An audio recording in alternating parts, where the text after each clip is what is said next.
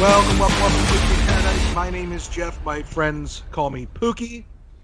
With me, as always, my esteemed colleagues and co-host, very professional, as always, Mountz, who decided to get drunk while he was cooking today, right before work. Makes sense. How you feeling? Cinco de Mayo. That's There not you Mount. go. That's true. I mean, it is Cinco de Mayo. Why not drink? Yeah. And you managed to get off from a very demanding job for Yeah. Cinco de Mayo. Do they consider it a holiday, or they're just happen to fall on?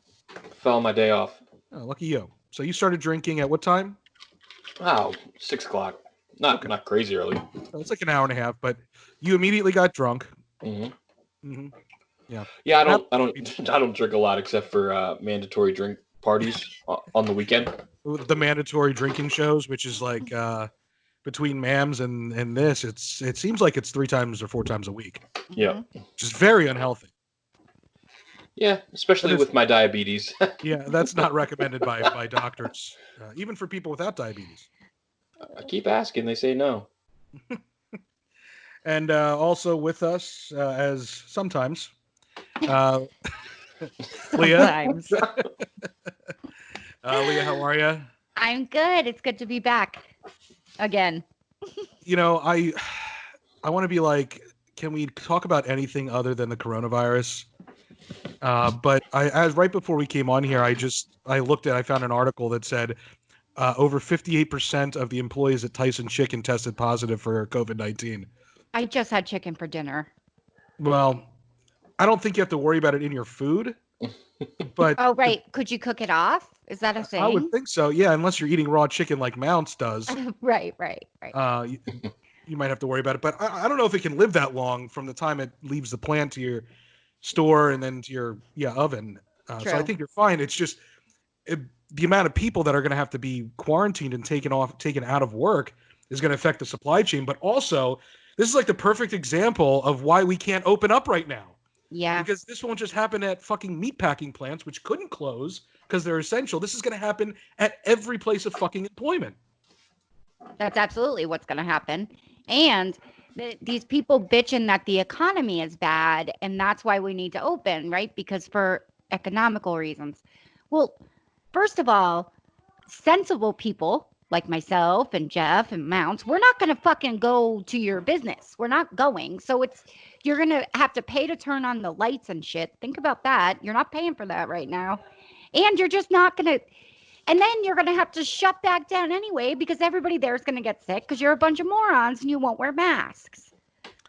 Yeah, I mean, like let's say a flower shop. I feel bad for the mom and pop flower shops. I feel bad for all small business owners. I do. And you know what? I'm tired of being fucking labeled as this guy who doesn't want the economy open because I'm trying to present a sensible argument, a sensible side of it. Mm-hmm. Like there's definite risks to doing so. Yeah. And the side that wants to open up at all costs refuses to acknowledge those fucking risks.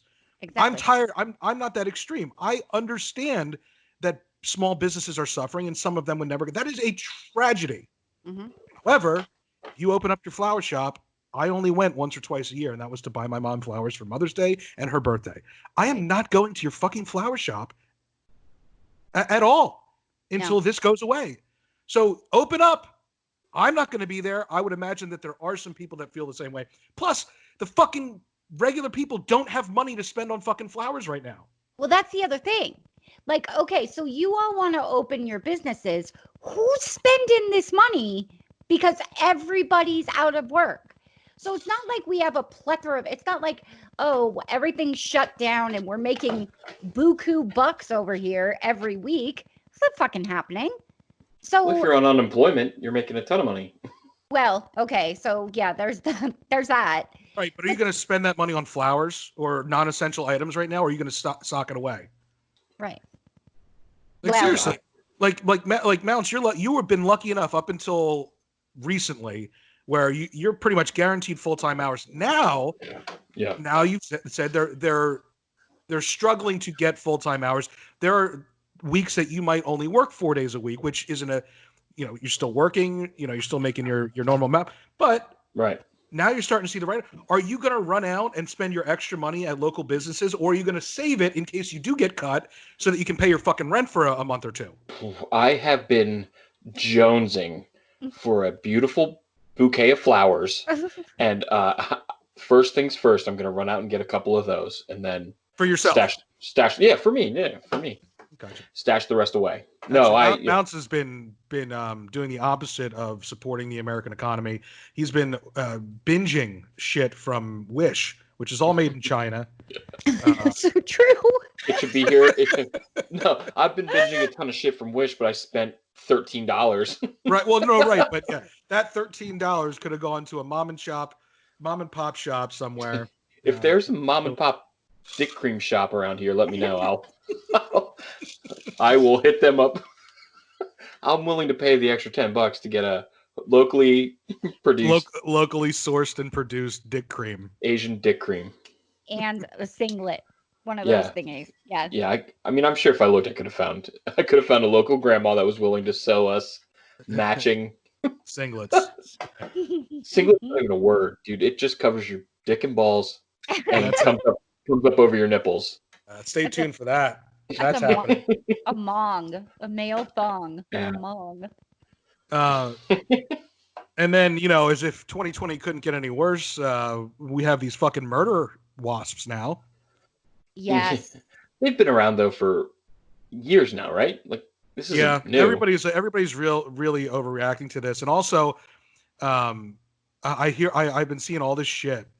Like, thanks again, China. Well, they're actually from Japan, but to those people, they're. I don't want to generalize all of them, but most of them are fucking diehard Trump supporters. So they're like, just another reason to buy from America. So my comment's been to every single one of them. Are you planning on returning your MAGA hat made from China? Yeah. Because that's where they're made. Ties. Yeah, right. The Trump ties, the Trump everything. Because honestly, if they were from China, that's how they would have gotten here, in a fucking crate full of MAGA hats. Right. But they're from Japan. Of course, they're wrong again. They're always fucking wrong. They're always mad at something. They don't know what they're mad at. Yeah, and you feel bad about generalizing them. Look, I don't feel bad. It's just people use it to discredit what I'm saying. So okay, yeah, you can use it to discredit what I'm saying all you want to. Like yesterday, I got into it with some guy on a post that has to do with your shit, and yeah, that was a fun one. That was a fun one, but like. He's like, oh, don't. And a couple other people were like, don't lump us in. And don't you feel bad for like the local dairy farmers? You know what? No, I don't. And I'm going to be honest here. I fucking don't at this point. I don't drink milk anyway. Yeah. And if you have a dairy farm, chances are that, you would have to turn on the lights and put all the work in. You're going to put more money out that way. And you should probably, have some money sacked away. And if you don't have that money stacked away, that's not my problem. But also, chances are that you voted for the current administration. And if you did, this is all his fault. Stop coming at me and saying that my opinions are wrong when you're the one that voted for the asshole that put us in this boat. And I'm talking to everyone, not just one. Like, I am addressing them all because it pisses me off. Right. You also work, and now, granted, I'm not saying that dairy farmers don't work hard. I'm not saying that family farms are the recipient of this money, but you work in an industry that is so subsidized by the U.S. government. My tax dollars, even though I don't drink milk, my tax dollars go to supporting your business because we can't sell it because no one wants to drink milk, like cow hormones anymore. Because the truth is out. It's not good for you. There's other ways to get your calcium, so people stop drinking fucking milk. Not to mention, you've been treating these animals like garbage for decades, and people don't want it anymore. Right. The truth of the matter is, these cows are kept pregnant for like the 90% of their lives, and then their calves are ripped away from them so that they keep producing milk. Right. It's horrible. Sorry if I don't support that. I guess I'm the asshole here. It's a fucking shitty industry. So whatever. I don't give a shit about. I do care about them as people, I suppose. But again, this industry has been subsidized by taxpayer dollars for decades. Right. You've gotten free money for decades. Mm-hmm. Why is it being pushed on us? Why do we have to have milk? Why not just again? If capitalism was really the goal here, let Darwinism, as they say, weed out the weak. If you can't survive in the industry, go get a regular job. I don't know what else to say.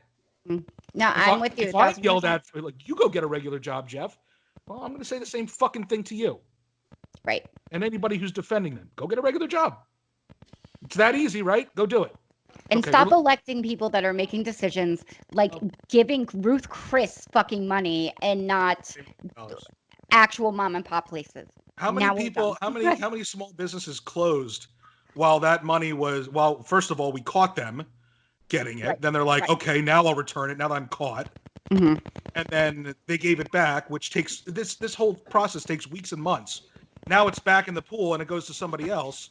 How many small businesses had to shut down for good because they couldn't pay the rent because they didn't have access to that money that was tried to give it to Ruth Chris. Mm-hmm. They would have never given that money back unless they got caught. Never. No. So are we losing the amounts? No. I mean a little bit, but I was pretty much lost from the beginning. So I was Googling. I tried to Google dairy farming government subsidy real quick just to see. I didn't whatever. But the third automated question from if you Google dairy farming government subsidy is, does government cheese still exist? And apparently it does not. You can no longer, if you're poor, you can't receive government cheese. See, that's a fucking problem right there. Poor people should be able to get government cheese. Fuck that. Does the government still give out cheese? Right. Also, our taxpayer dollars are going to pay for, these milk subsidies. Yet they won't give the poorest people in the world fucking cheese, which is made from milk. So it's your own fucking fault that you can't give this milk away. Right. This government cheese was removed in the 90s when the dairy market stabilized. So, right. Yeah. Right. Well, before we lose Mountz completely. And then the next question, hold on. The next question is, where does Wahlburgers get government cheese? Well, yeah, if you've ever been to a Wahlburgers, their hamburgers, it'll be like all beef patty, bacon, government cheese. They list it as, apparently it's just American cheese. That's all it is. Our cheese came from yeah. So what did you come up with about the subsidies? How much? Let's see here. The study focuses on changes introduced by the 2014 Farm Bill. Shows that in 2015, the American government doled out approximately $22.2 billion. Fucking dollars. In direct and indirect subsidies to the U.S. dairy sector. That's a fuck ton of zeros that could have gone to. That would have paid for free college for everybody in this country for 2 years, so they didn't have to work on a fucking dairy farm. Right. Right. The shame of the is like all those local fucking farmers that are getting fucked. Like not like the big farmers that are producing all. It's like the mom and pop dairy. Not dairy, but fucking just whatever. I don't know. I'm hammered. But look, do you know what I'm saying? Like, I know, like it sucks for them, but again, they're voting for the same people that the big farm companies are. So, what my question is, what point do you stop feeling bad for them? At this point, I'm at that doing point. It to themselves. Yeah, I'm at that point. Why do you stay in a business that is dying? It's dying. The farm business has been dying for years. Mm-hmm.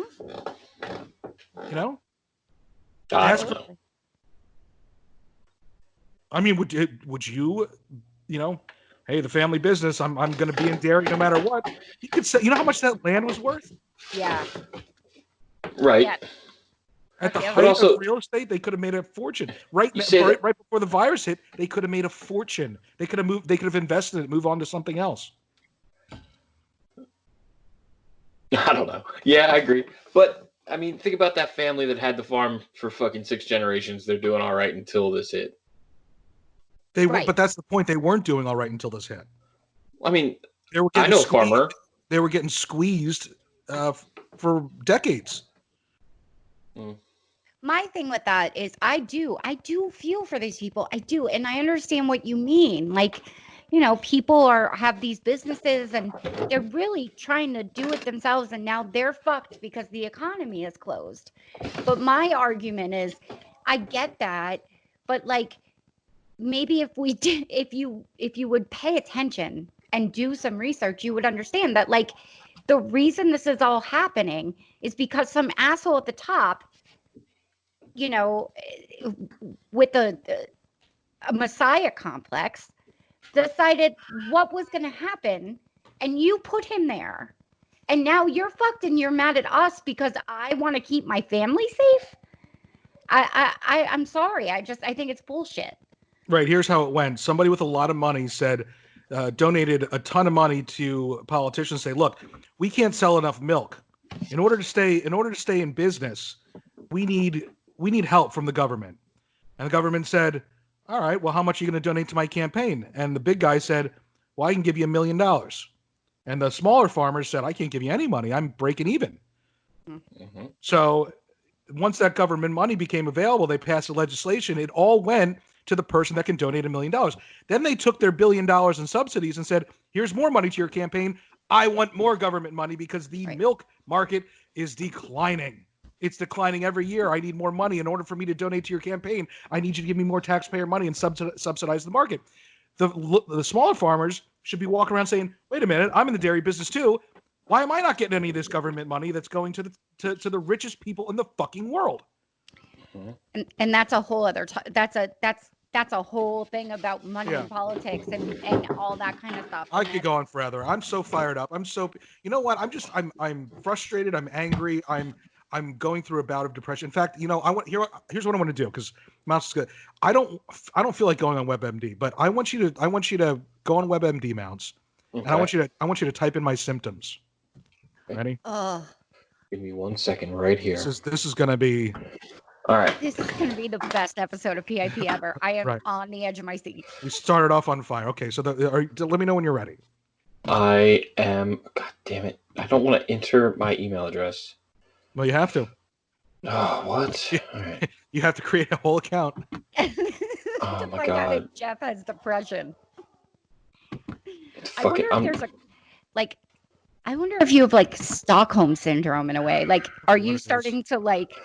Dude, this is literally the worst, because like you go on there and then you have to sign up. This is why I didn't want to do it. I'm just gonna go to Google.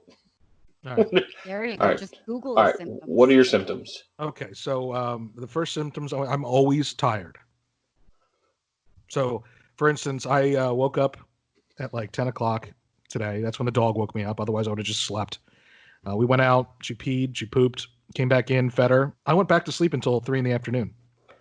I woke up at 3 PM, and I'm still fucking tired. Like I'm just tired. Time did you go to always bed? Tired. I like 2 AM. Nothing too crazy. If you Google "I'm always tired," there's a song by a band called Nash that pops up. Just "I'm always tired, but never of you." Oh, that's nice. Anyway, okay, I'm always tired. Oh, what are my other symptoms? Irritated. Oh my god, yeah. Okay. That's not recent though. That's kind of like I've always just been irritated constantly, but it's like in combination. What's another symptom? Are you bored? Yes, I'm definitely bored. So, I wonder if there's like a medical thing for bored. Like, what would the medical term for I ain't got shit to do? I don't know. You know what? If we didn't have to subsidize the dairy industry, you could have gone to medical school, Leanne. That's true. I would be able to know that answer. I don't know. Maybe I'm sure the medical industry is just as subsidized. Oh god. Well, the insurance, Sure. industry is. Yeah. So, I don't know. That's really, I guess, all my symptoms. I mean, I'm always tired, irritated, and bored. Yeah. What do I have? Let's see what we get. If it was like you're gay. Tiny penis syndrome. No. I knew it. How do you get rid of body fatigue is what pops up. Oh, wait, here. Are you feeling tired, sad, angry, irritable, hopeless? Yes, all of those things. Maybe not hopeless, but getting there. Yeah, Partners in care. It's going to send you to a home. Let's That's see which one. fantastic. It's like an assisted living home? Because I want to be in one of those right now. You want to If get these feelings- coronavirus and die? I would love to go to a My retirement grandmother's home. thriving. My grandmother's thriving. 3 hots and a cot. She's not allowed to come out of her room. That sounds great to me. Yeah. Oh my God. It just says clinical depression. There it is. I have clinical depression. There you have it, folks. It's official. We diagnose it right here. We should These start. symptoms. This is what they call telemedicine, right? Yes. We could do that. Are you feeling sad or empty? No, you know what? I'm constantly full because here's what's been my routine. This might be part of why I'm feeling like shit. Just about every day of the week whenever I do wake up, whether it's 11 or 3, I have this delicious egg scramble, which is 4 eggs and like a half a pound of hash browns all mixed together, fried up, and it's so good. And sometimes I'm not even gonna lie, that's my only meal of the day because it fills me up. But if it's not, if I get hungry later, I've just been eating fucking beef stroganoff hamburger helper. Oh, it's so fucking delicious. But I can tell that I'm becoming more of a fat piece of shit than I already was because, like, you know how I have like my basketball shorts, which I've been living in, you know, pre-tied. Your stupid basketball shorts? Yeah, they're getting pretty tight. Because that's one of the things too. Eating too much, gaining weight unexpectedly. Well, it's not unexpectedly because I'm gaining weight. I know why I'm gaining weight. You're feeling edgy. I would say. When I'm probably either pregnant, I have cancer, or depressed. Feeling worthless or guilty. Well, God, of course I'm worthless. Hopeless or negative. I'm not negative. Hopeless. Negative. Hopeless, yeah. I'm guilty. Yeah, I do feel a little bit guilty for eating hamburger helper every night of the week. How are your bowels? Are they irregular? Actually, yeah. I used to poop 3 times a day. Now I'm just pooping like once a day. What's he have? Which is odd because with all the hamburger helper I'm eating, I should be pooping like 9 times a day. Frequent crying. I haven't started crying yet. Yeah. Oh, I have that symptom. This is all depression. All depression? Okay. Well, I thought you were going to say AIDS. No. That would be a better story than depression. Everybody has depression. Yeah, right. Not special. Now I'm just more depressed that I have depression. Do I have AIDS? Google. How do you know? Oh, if you have pain in the abdomen. I don't. No, just when I have to like fart or poop, then I get some cramps. But I think that's pretty normal. Difficulty swallowing I've been able to swallow the hamburger helper quite easily. Ooh. Genital herpes? Oh, that's just an STD. I was like, how do you tell if someone has AIDS? Genital herpes is one of them. It is not possible to know. You might have AIDS. Yeah. So this is going to be a little bit of a different type of episode. Well, first of all, we have coming up. I'm very excited about this. We're changing the Amazon review segment a little bit, and I have to give credit to Wags and Robin. Don't give it to Robin. Don't give it to Robin. Oh, that's right. You two are feuding. What's going on with that? I felt very uncomfortable the episode that you weren't there, the Adrian Turner episode, where she was like, "Leah is done with my shit." What went on there? Did you guys have a little argument? No, actually, we didn't. No, I don't know. I don't know why she said that. I don't know what shit I was done with. I don't know. I really don't know. Maybe I did. I don't know. For all I know, your crying fits. You told her you were just done with her shit. Told her to fuck off. No, I just she's just getting way too big of a head. Like we can't give her credit anymore. We can't do any of that shit. Yeah. What do you think, Mountz? I don't care. I listened to that episode. I don't know. she asked me to come over and drink yesterday, and I said I thought we're doing the live teat, and then afterwards we're going on Mams, and she goes, "Oh, I guess I wasn't invited." So You totally knew about that. apparently they're opening drive-through strip clubs in Oregon right now. Ooh, that's exciting. Like who? Club? But who's Well, like? They're also doing what is it? Drive-through. Oh, what did I just see? Fuck. What was it? Oh, drive-through graduation. I got a letter. We got a letter from Alex's school that they're doing like a drive-up graduation in July. Well, that's the plan anyway. That'll be weird. It will be like a drive-in movie type of thing. Everybody stays in. Well, if you're familiar, if you're in that area, if you're familiar with Christmas Village, I guess Christmas Village has a bunch of acres. They've, of course they do. It's a big place. They're donating the space, but the cars just pull in, and I guess they do the speeches and stuff on stage, but no one's allowed to get out of their car. That's interesting. That's what I'm guessing it is right now, but because they can do that, like creative, but like they have those things, the Christmas light displays where they have the music playing on some AM radio channel that you just that's how they did drive-in movies. It can't be that hard. Yeah. It's like a revolutionary technology is needed to do that, or you just open the window and hear the speakers, Yeah. Right. And plus, everyone at Weiser was drunk and mispronounced everyone's name or mispronounced the school you were going to. Mm-hmm. The thing you'll miss the most is when the parents in the crowd laugh when someone goes to rack. Yeah, or not at all, undecided. Oh yeah, like you could hear the collective. Oh, yeah. I wanted to be that parent. Really? Yeah. They actually do this? Shut up. No, they don't. Yeah. The parents actually mock the colleges the kids do or don't go to? Mm-hmm. You would hear it. What the hell kind of school is that? Like, what is everybody? Do you have one of those schools where everyone matriculates? Is that the type of high school you went to? The parents at Wise are like the ones that are, I guess, are a little bit more well off. I guess you can consider middle class or upper middle class. Mm-hmm. Think they're rich. They're not. They think they are. They want to be. Yeah. So like they scoff at stuff like that. Like they didn't. You guys suck. They didn't buy their kids a Hummer, but they did buy their kids like a fucking used, used Bronco. Yeah. But still, that kid, their parents bought a car, so all the kids that couldn't afford, like their parents couldn't afford to buy their car, that we had to pay for, we had to buy our own cars. Yeah, we're very aware. But yes, if you were not going to a prestigious or what they considered a prestigious school, you'd hear like snarky chuckles and shit like that, whispers. Really? Yeah. God. This is. I mean, it's a terrible world we live in.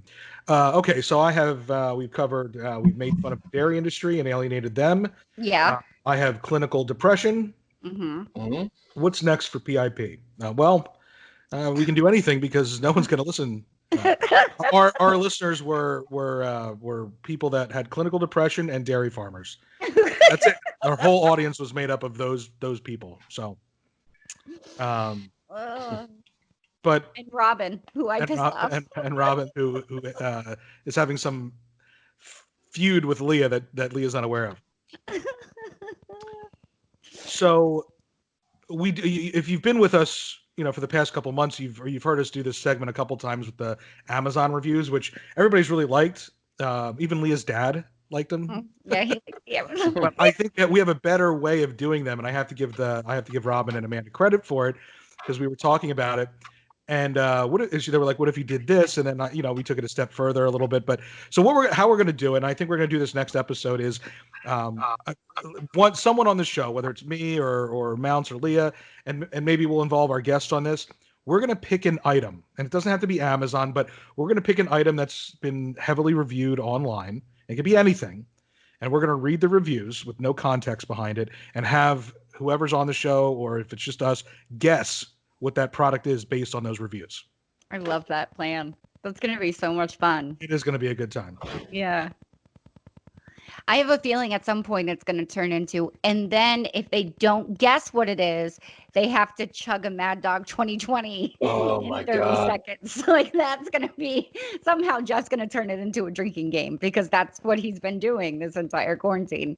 If they don't guess it, yeah, we should order it and send it to their house. Oh my god, that'd be great. That's so awesome. it shows up, and they have to record themselves unboxing it. It would be a great little follow-up to the episode, Yeah, because it literally could be anything. I already have a couple ideas in mind. I'm not going to say them because it'll ruin the game, but I have a couple ideas in mind, and I cannot wait to do it. I can't. I went to Amazon immediately, and I just natural dick cream, and Can you read us a review? Can you give us a hint of like what natural dick cream would sound like? So Mountz just picks dick cream every single time. So No, before he even reads the first review, we just guess it's dick cream, and he's like, "Damn it!" Every fucking time. All right, so this is how I would do it right here. First review, big scam. Dean, getting taken advantage of, big scam. The next one would be it wasn't any good, did not work at all on me. What's his name?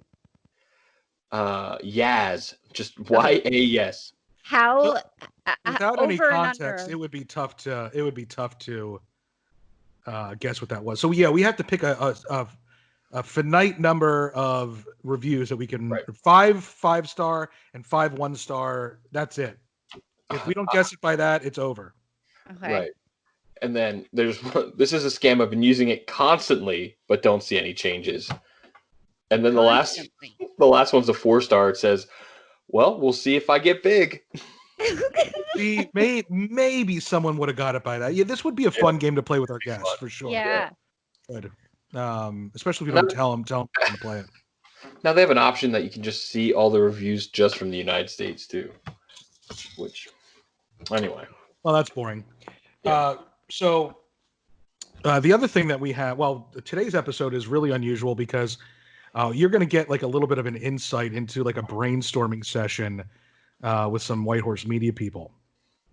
So we have these late night calls, and I haven't figured it out if it's an actual if the whole idea behind it is to brainstorm, or if it's just us wasting time and that is just a happy result of something that wasn't intended. Yeah, I think it's more of just a happy accident. At least this episode turned into a happy accident for sure. And it wasn't intended to be an episode. There was a specific purpose, and we won't talk about what that purpose is because that's still a secret. But we had a specific purpose for the 4 of us meeting, and the 4 of us I'm talking about: Mountz, Leah, myself, and Sterner. And once we got through that, naturally we just went into this mode of just, I don't know, making each other laugh or just talking about random shit. It just evolved into something that it wasn't intended to be. And this is something that happens with Sterner and I on a regular basis. You guys, it's not that you're not invited to be a part of it. It's just like, you both have kids. Mm-hmm. You're not degenerate, late alcoholic pieces of shit necessarily. Although we're trying to turn every employee of White Horse into that by forcing them to do drinking games that could ruin their lives ultimately. Yes. Like calling off work, just, anything. But so what I'm doing, what I've been doing for, I don't know, the past half hour before we signed on here is to kind of go through those clips and see if you have anything. And there's definitely a lot of funny stuff on there. So you're going to get an insight when we're going to, after our break here, you're going to get an insight to what a true brainstorming session between random White Horse people that just happened to be on a call last night, what it turned into. You're going to get to hear some of those clips. I think you're really going to like it. I do too. I know at one point I almost spit soda out of my nose, so I'm pretty sure it's funny. Yeah, Mountz was pure gold. Like, if you think Mountz is like quiet on these, you got to get him on these back alley calls that we do, because he just doesn't hold back. And then I'm like, dude, we need to make this an episode. Hashtag like, Mad Mountz. But I don't want to even ask your permission, but I'm doing it because you're my friend. I don't want to railroad you with this and have you. But it's fucking hilarious, man. It's funny shit. Good. That's what I do it for. Right. He won't do it on the actual show. Well, yeah, I guess. He'll just do it when no one's supposed to be listening. Mad Mountz comes out organically. Mad Mountz, yeah. Hashtag Mad Mountz. I'm telling you, the testosterone pills are it's turning. It's a new Mountz. There's a new Mountz. Hashtag new Mountz. Right. Mountz, he'll give you a little preview. Mountz is taking testosterone pills. He has been an absolute monster. He's been telling people off. He's been trying to beat them up. He's really become a liability here at Whitehorse because he can't control himself. He's calling them testosterone pills, but he also expresses interest to train for a fight. I'm thinking it might be steroids. Knowingly or unknowingly, we haven't figured that out yet. But if it's unknowingly, someone fucking fooled him. If it's knowingly, he's just saying they're testosterone pills, and he knows damn well that they're fucking steroids. Well, it could be anything. It's from China. See, I don't think it would be knowingly. It's not knowing. It could be anything. Yeah, it's not knowingly because Mountz wouldn't want to shrink his own dick on purpose. Not even further. He likes his dick no way. Too much. Yeah, like. Yeah, but at the same time, like he just admitted that they're from China. Like he's the only person I know that would order testosterone pills from China and willingly take them when you could go to your doctor and be like, I think I need testosterone pills. And I'm sure he or she would give them to you. Well, I go to this is where I got these first rounds of testosterone pills. I go to Rite Aid every morning on my way to work because I have an extra 2 hours to spend, and I peruse the male enhancement vitamin section, and I wait for whatever is on sale. So one day it's something because I'm not going to pay full price. Of course not, no. But also with my order, which we discussed, I don't know if it's on air, where my Wish order, I found this gorgeous Asian dick cream and pills. And by the picture, it shows, I'm telling you, it looks like it's going to do wonders. Now, some of the reviews are a little iffy. Some of the Indian guys that got it said it doesn't work, but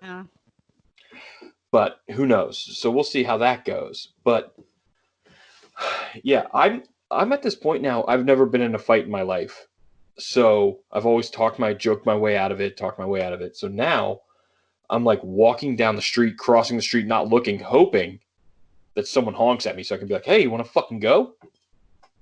Let's go." You're looking for a fight. Right. And I haven't fought, so now my number one goal. So you're hoping though that the testosterone pills are also going to kind of guide you in a fight. Well, I'm completely honest with myself now. I'm not going to win a fight. My main goal is to severely scratch someone on the face. So I'm going to go claws first. So my main goal is to be like, suck. And then like they're like, fuck, man. Gouge their eyes. Just not even their eyes, like just a good deep gash on their cheek. So then for like the next week when they shower, they're like, oh, fuck that guy. I kicked his ass. So you would consider that a win for you. Right. If for like a week straight, this dude's like, oh man. That's fair. But that's until like. So you're looking to create like a minor inconvenience for their life.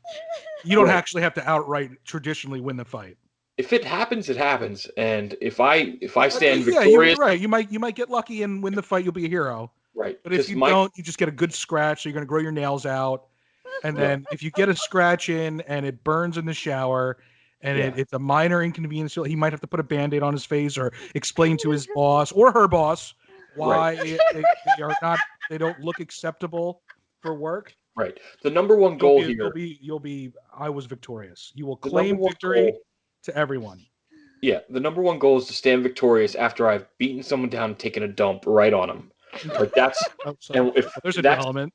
That's the mountaintop there. Now, just being able to sleep with myself is, waking up in the hospital, my nails hurt for some reason, and then I realize that this person is going to have a rough week of showering, have to explain, like, why they beat up that fat dude, like, but... I keep getting the visual of Mountz just being like clawing some guy's face and the guy being like, the fuck, dude?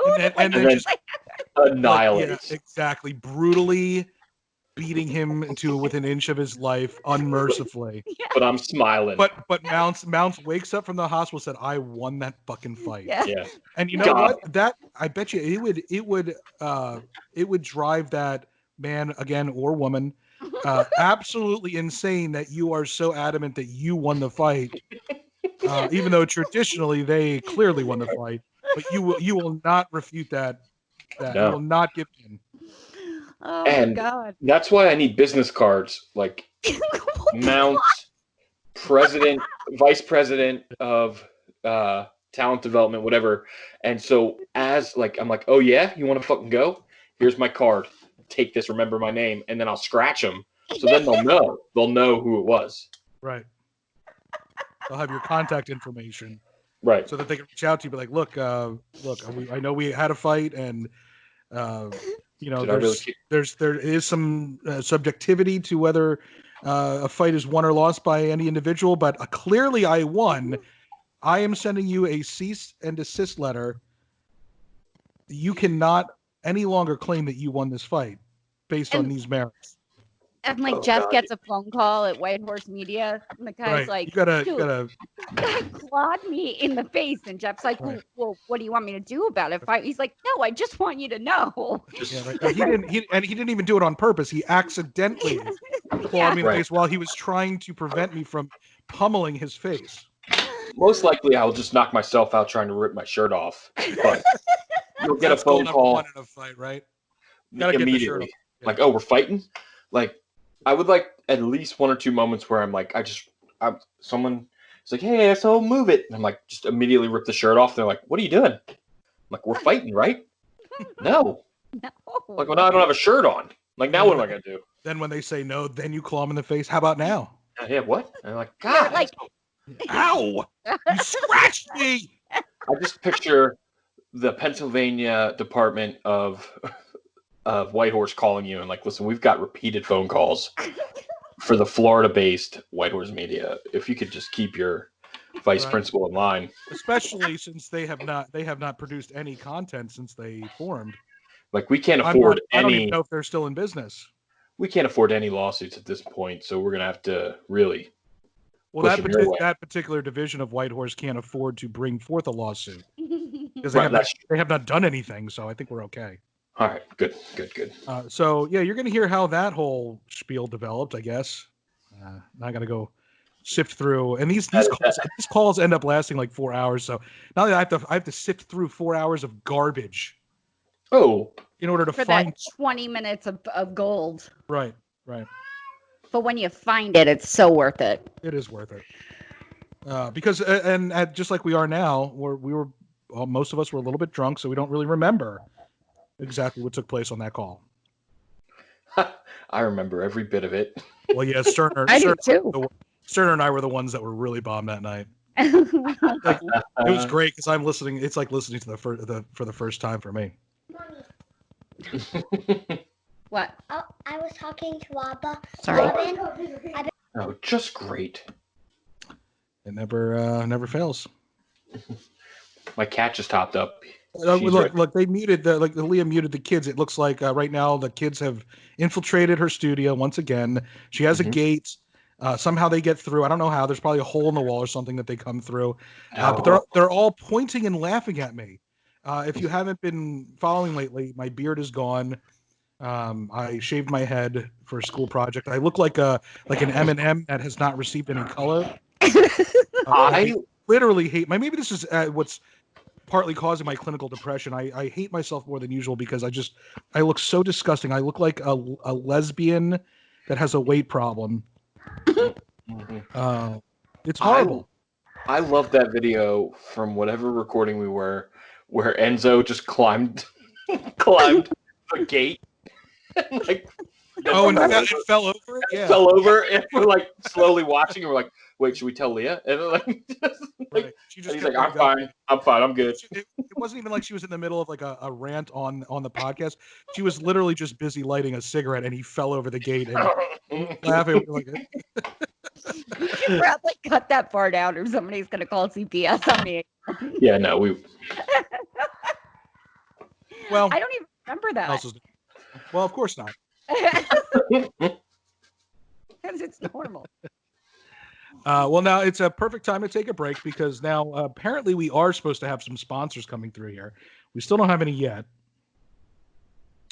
But we have to take a break in anticipation for those potential sponsors. So either this is going to be us coming right back like normal, or there might be some sort of ad sponsor that you might be hearing. So I really don't know. I don't know. It's going to be a surprise. Go buy it. Buy it so we can prove our worth to our hosting site. So let's take a quick break. You're going to come back. You're going to hear the behind the scenes White Horse brainstorming session. And then we'll, after that, we'll come back for the remainder of the show. I don't know if there's anything we could do with this, but I had an idea. It would be for Pookie in Paradise or whatever. But imagine, I was just thinking about how I've never been in a fight my entire life. Like, imagine if I could find someone that could train me to fight somebody, and I did like some amateur MMA fight. Dude, I love it. Like, I was like, it's a lot of work, though. No, I know it's a lot of to document it, you know. Right. Well, I wanted to. I might have a shot though, Mountz, at getting you in a tough man competition where they wear the oversized gloves and just like wail on each other. Like that could be a reality. But you go through like legitimate MMA training for it. Yeah, they have. There's like a few places around here that have like that sort of training. And I just imagine how amusing it would be. You look so weird. How amusing it would be. Are you talking about me? Yeah, she is. She went, oh, he looks so weird. Fuck out of here. Sorry to cut you off, Mountz. Show them. No, Nina just made a mask. Let me see. Let's see it. You make it out of a sock? Yeah. Hey, that looks good. That's actually kind of clever. I'm gonna go. Maybe we'll do a Facebook Live tomorrow. Mountz's idea has just been interrupted and pushed aside for my kid's sock. For Sorry. a sock arts and crafts project.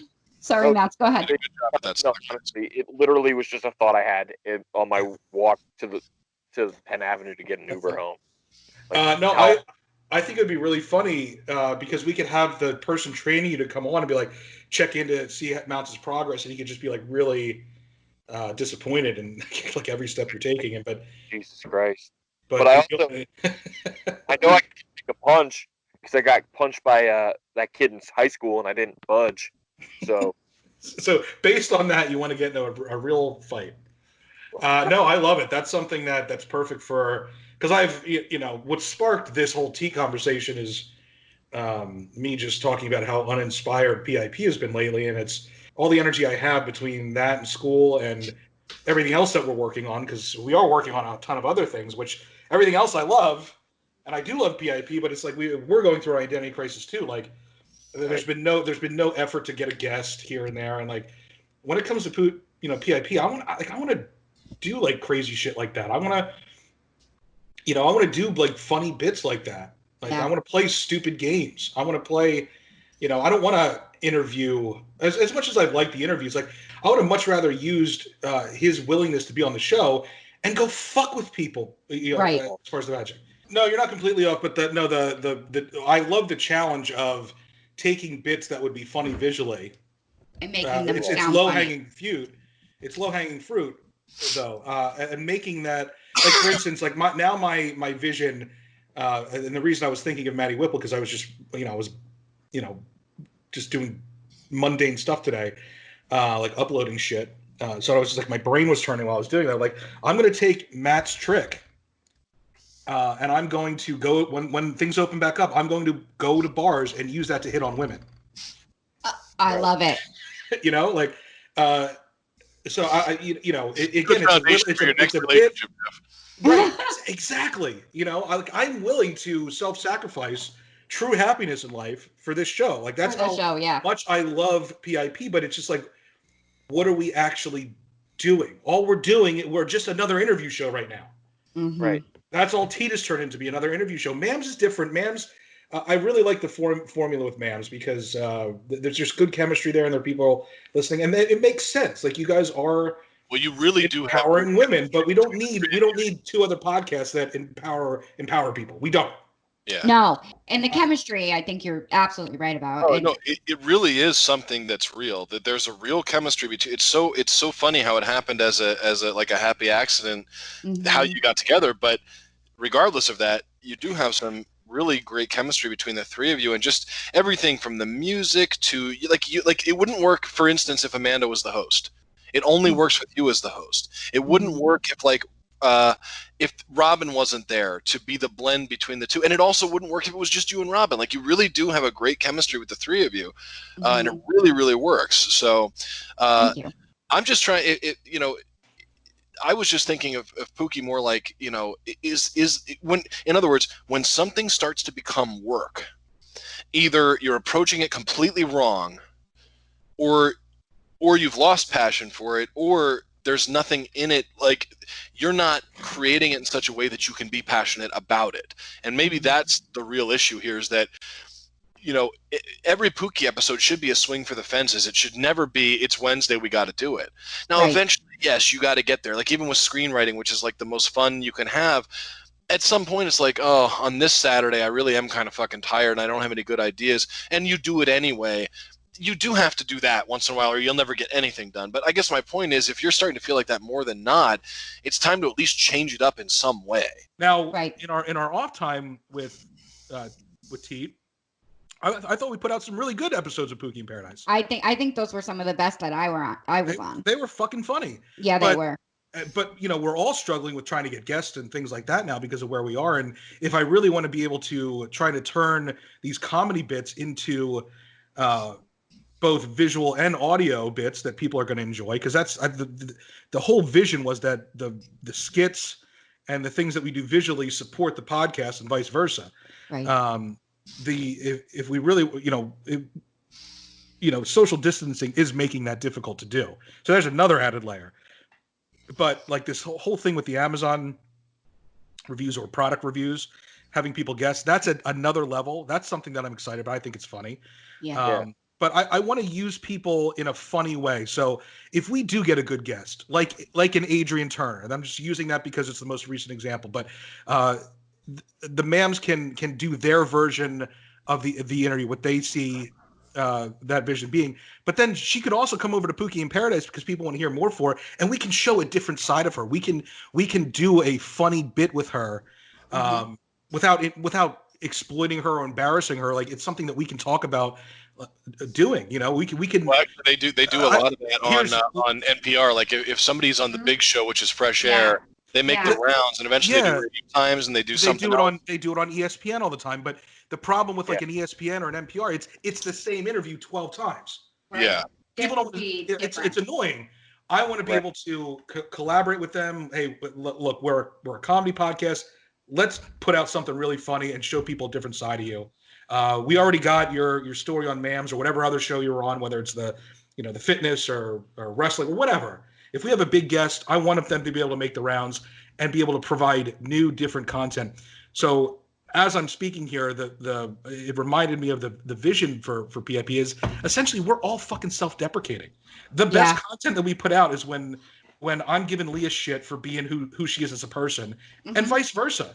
The best content we put out recently on Pookie in Paradise is the whole punishment thing. I know it was a while ago, but that was fucking hilarious. That was hilarious. It was hilarious. And we are self-deprecating, and I think people like that. I think that's funny because we can do it.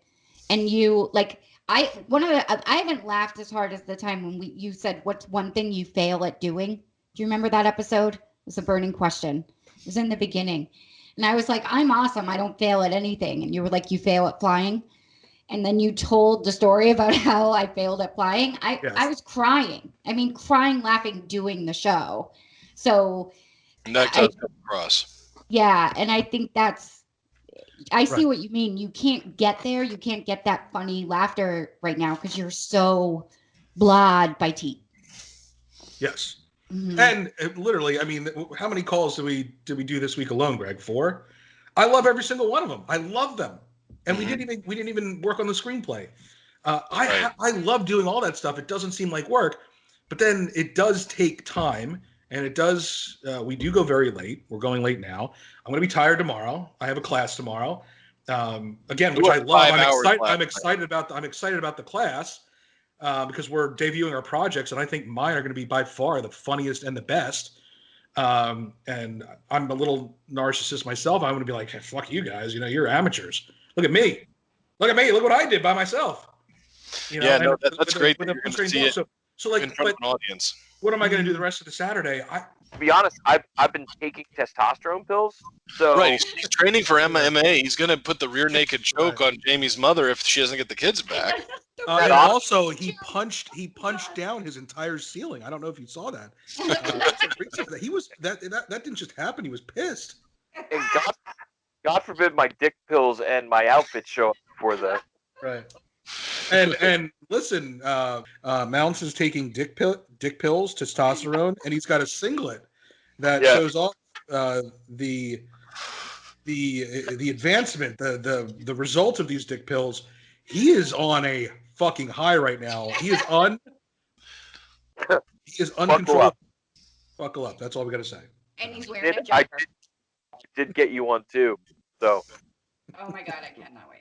Right. Oh. You're gonna have to deliver it. You're gonna have to ship it to me after it gets shipped to you. Maybe we don't know if it's gonna happen.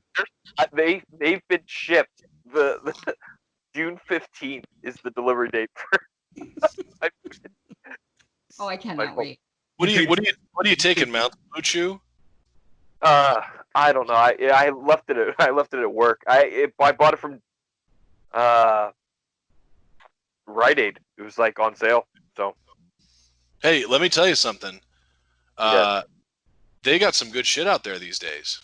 Yeah. Because I've never, like, I'm okay with growing old gracefully, but one thing I'm not okay with is growing old gracefully in that respect. Right. And I wanna fuck like I did when I was a 20-year-old.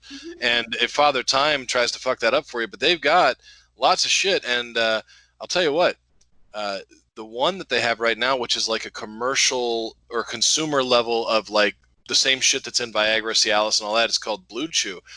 Right. I'll tell you something right now. You pop one of those puppies, it's like it's like you just left the high school football game and you're going to town, 2 or 3 times.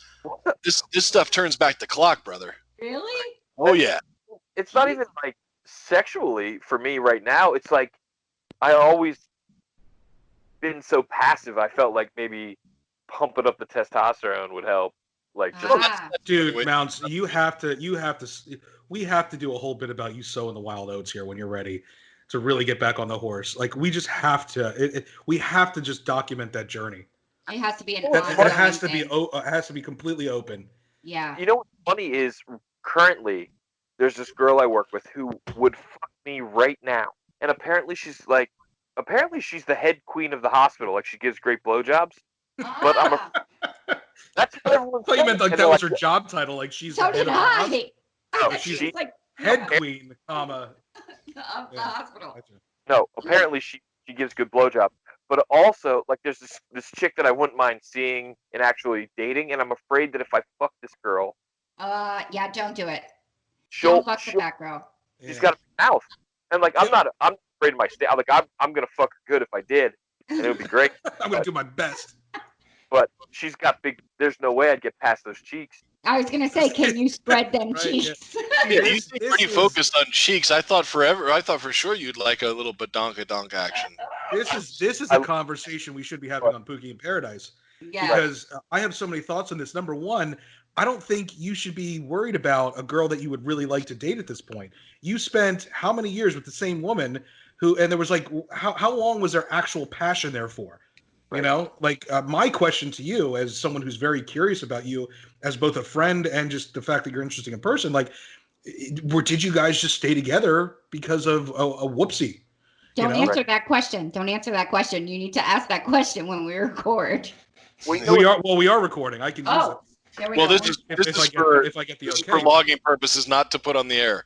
Right, but I'm saying, like, this part could be if you're okay with it, Mountz. But this is a conversation. These are conversations I would love to have on Pookie in Paradise, because I am genuinely curious about that. I don't know if I've ever asked you that as a friend. If I have, it was probably drunk and I don't remember. But like, you deserve And the reason I'm saying this is because I went through this. I used to be such a fucking pussy where I'd be like, I'm looking for my wife. I'm looking for the woman I want to spend the rest of my life with. Fuck that. If you find her, great. But don't not go out and do whatever the fuck you want to do because you think that's waiting for you. It's not. That's so true. Did you actually go up to people on the street and say the words, "I am looking for my wife"? Close. I was just being a sensitive prick, you know. Right. No, that's me. But yeah, that is but you. it's not me. I'll tell you something. I'm telling you, it's not you. You don't think? No. It might be him. It may be. I think you're a nice guy, but there's no one in the world that's so sensitive that they fall in love with the person that they have sex with after the first time. It doesn't happen. It doesn't exist. It doesn't exist. No, but maybe Mountz is monogamous by nature. No. Okay, so that's fine. But you can be monogamous for like 2 weeks and then be like, okay, I'm done. This isn't leading to marriage. There's right. You can be honest with yourself and be like, there's no future here. Mm-hmm. Like that Kylie girl, or how do you know how to say her name? Would I have dated her without knowing what I know now? Yes. But as soon as I found that out, I'd be like, sorry, we're done. Yeah, does that mean that I'd be fucking other girls while I was with her? No. But whether it's 1 day or 30 days or 3 years, once I figured out that there's no future, I'm done. Bye. Good. So we had our fun. I know how to say her name because I said it wrong and she snapped at me a bunch of times. I really wish I remembered this girl. I don't even remember her being on the call. No. Here's the thing: is she left or you left and then she came on, and then you called Jeff, right? And I could hear you talking, but I couldn't understand what you were saying, and I kept trying to tell Jeff that his mic was on, and she's like, "I want to hear it." Shut up! I want to hear what you're saying. That's crazy in and of itself. That is so creepy. That's really creepy. Brad's still there, right? So Brad's just enjoying, like, he living vicariously through us. But he's like, there's a history here. Like, I've known Jeff a long time. Like, he's a great guy. Blah blah blah. Like, she's like, he's such an asshole. But blah blah blah. Doesn't let me in. And then like, next thing you know, my shirt's off, and I'm like, hey, Keely. Yours off. How about you take yours off? I literally, and like Brad's laughing. I'm like, come on. And then, dude, I was like, if I flew down there, what are the chances that we could have sex? And she's like, 0. I'm like, she's like, all right, 0.9. I'm like, so there's a chance. I'm like, are you the butt stuff? And she's like, I would do butt stuff if the guy let me fuck him in his ass uncontrollably. Like, you gotta I don't remember that. Thank God. So, my God, you said dodged a bullet, Jeff. Her in the ass if she could fuck him in the ass with a strap on as hard as she wanted to, and I was like, well, luckily I'm not really into the butt stuff. It's take it or leave it. So let me read the last 3 text messages that we had. You're gonna love this. So this comes at Sunday at 2:44. So 2:45 in the afternoon. She finally texts me. I'm sorry, a quarter after 2 on Sunday. Oh my, last night was wild. It was a lot of fun for a while, but then it took a turn for the worse, which normally tends to happen the later in the night and the more alcohol is consumed. Damage control.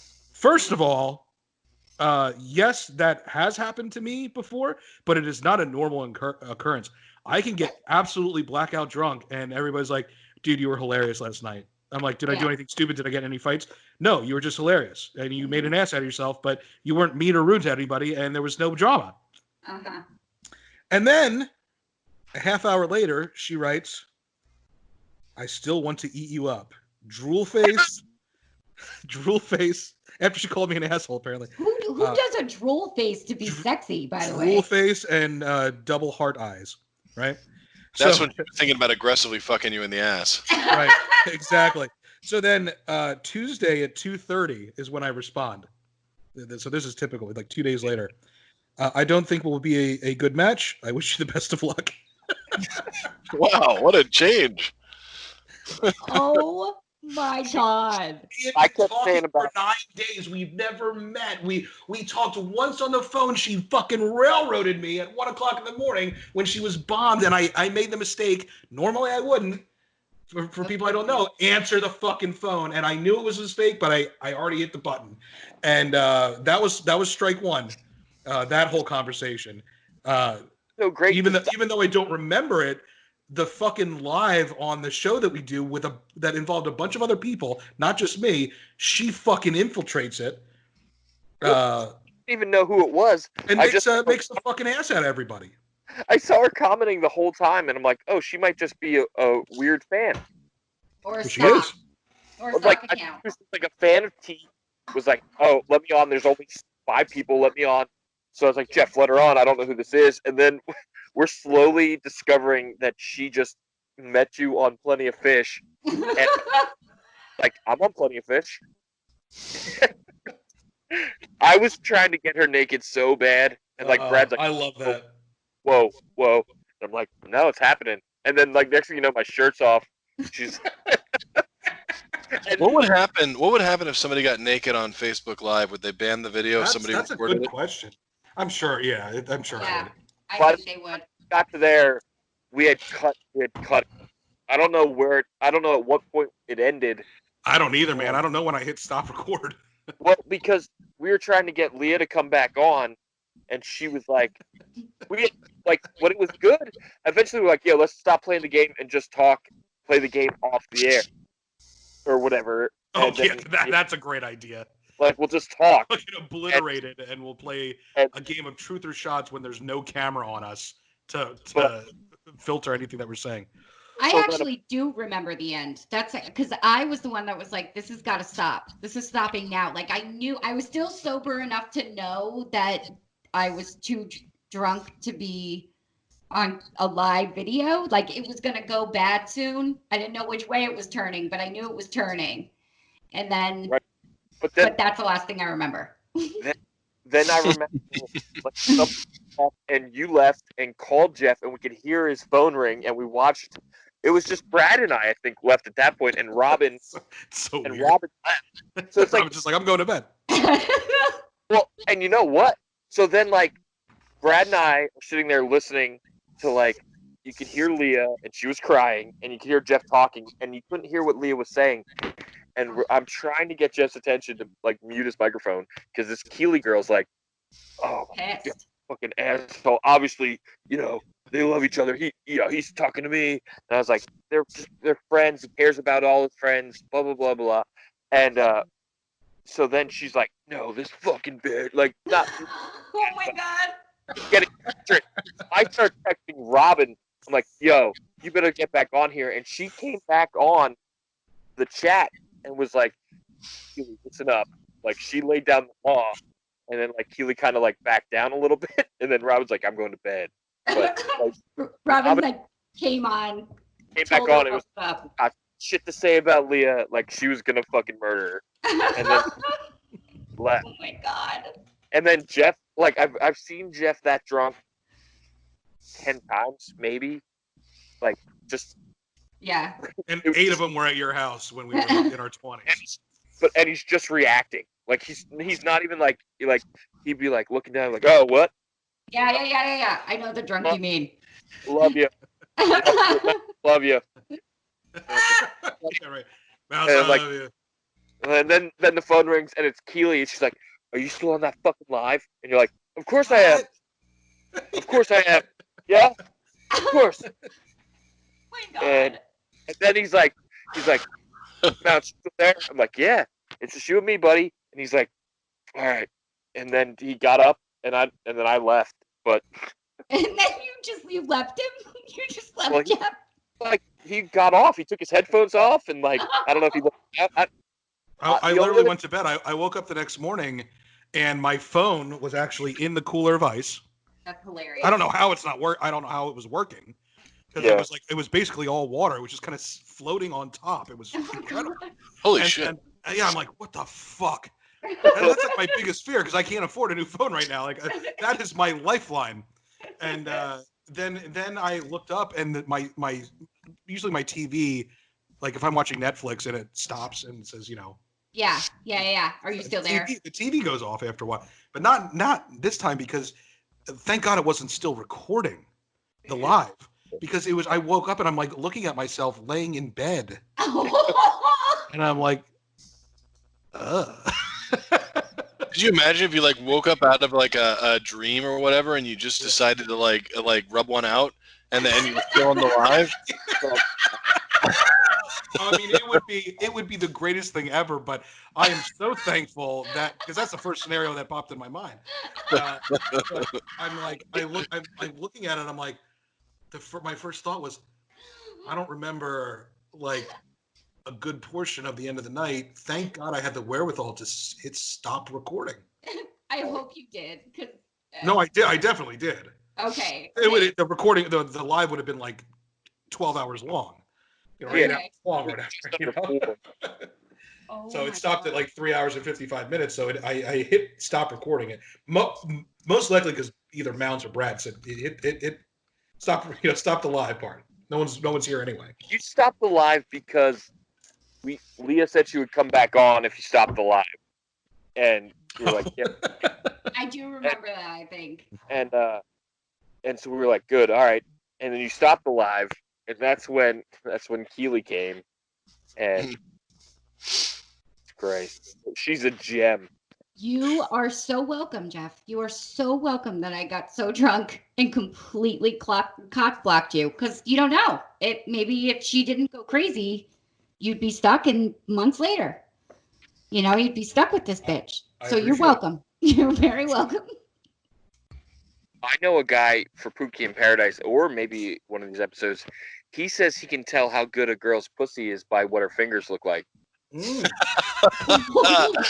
That is a great VIP. Do you know what his system is? Huh? I'm trying to.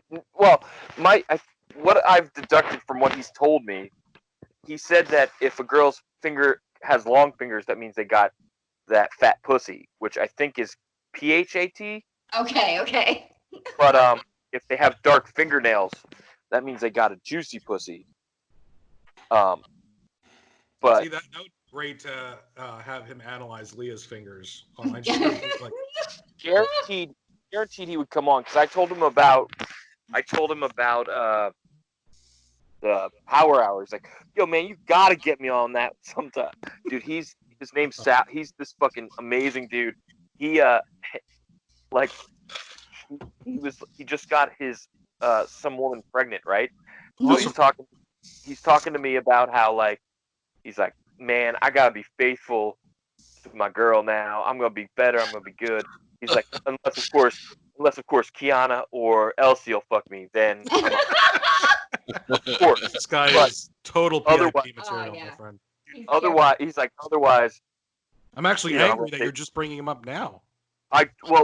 Literally, I'm just getting to the point where I think we're friends, that we could and then he goes, so they, he's telling us all about how he's gonna stay faithful, and then the next day he's like, my man Drewski, that's what he calls me, Drewski.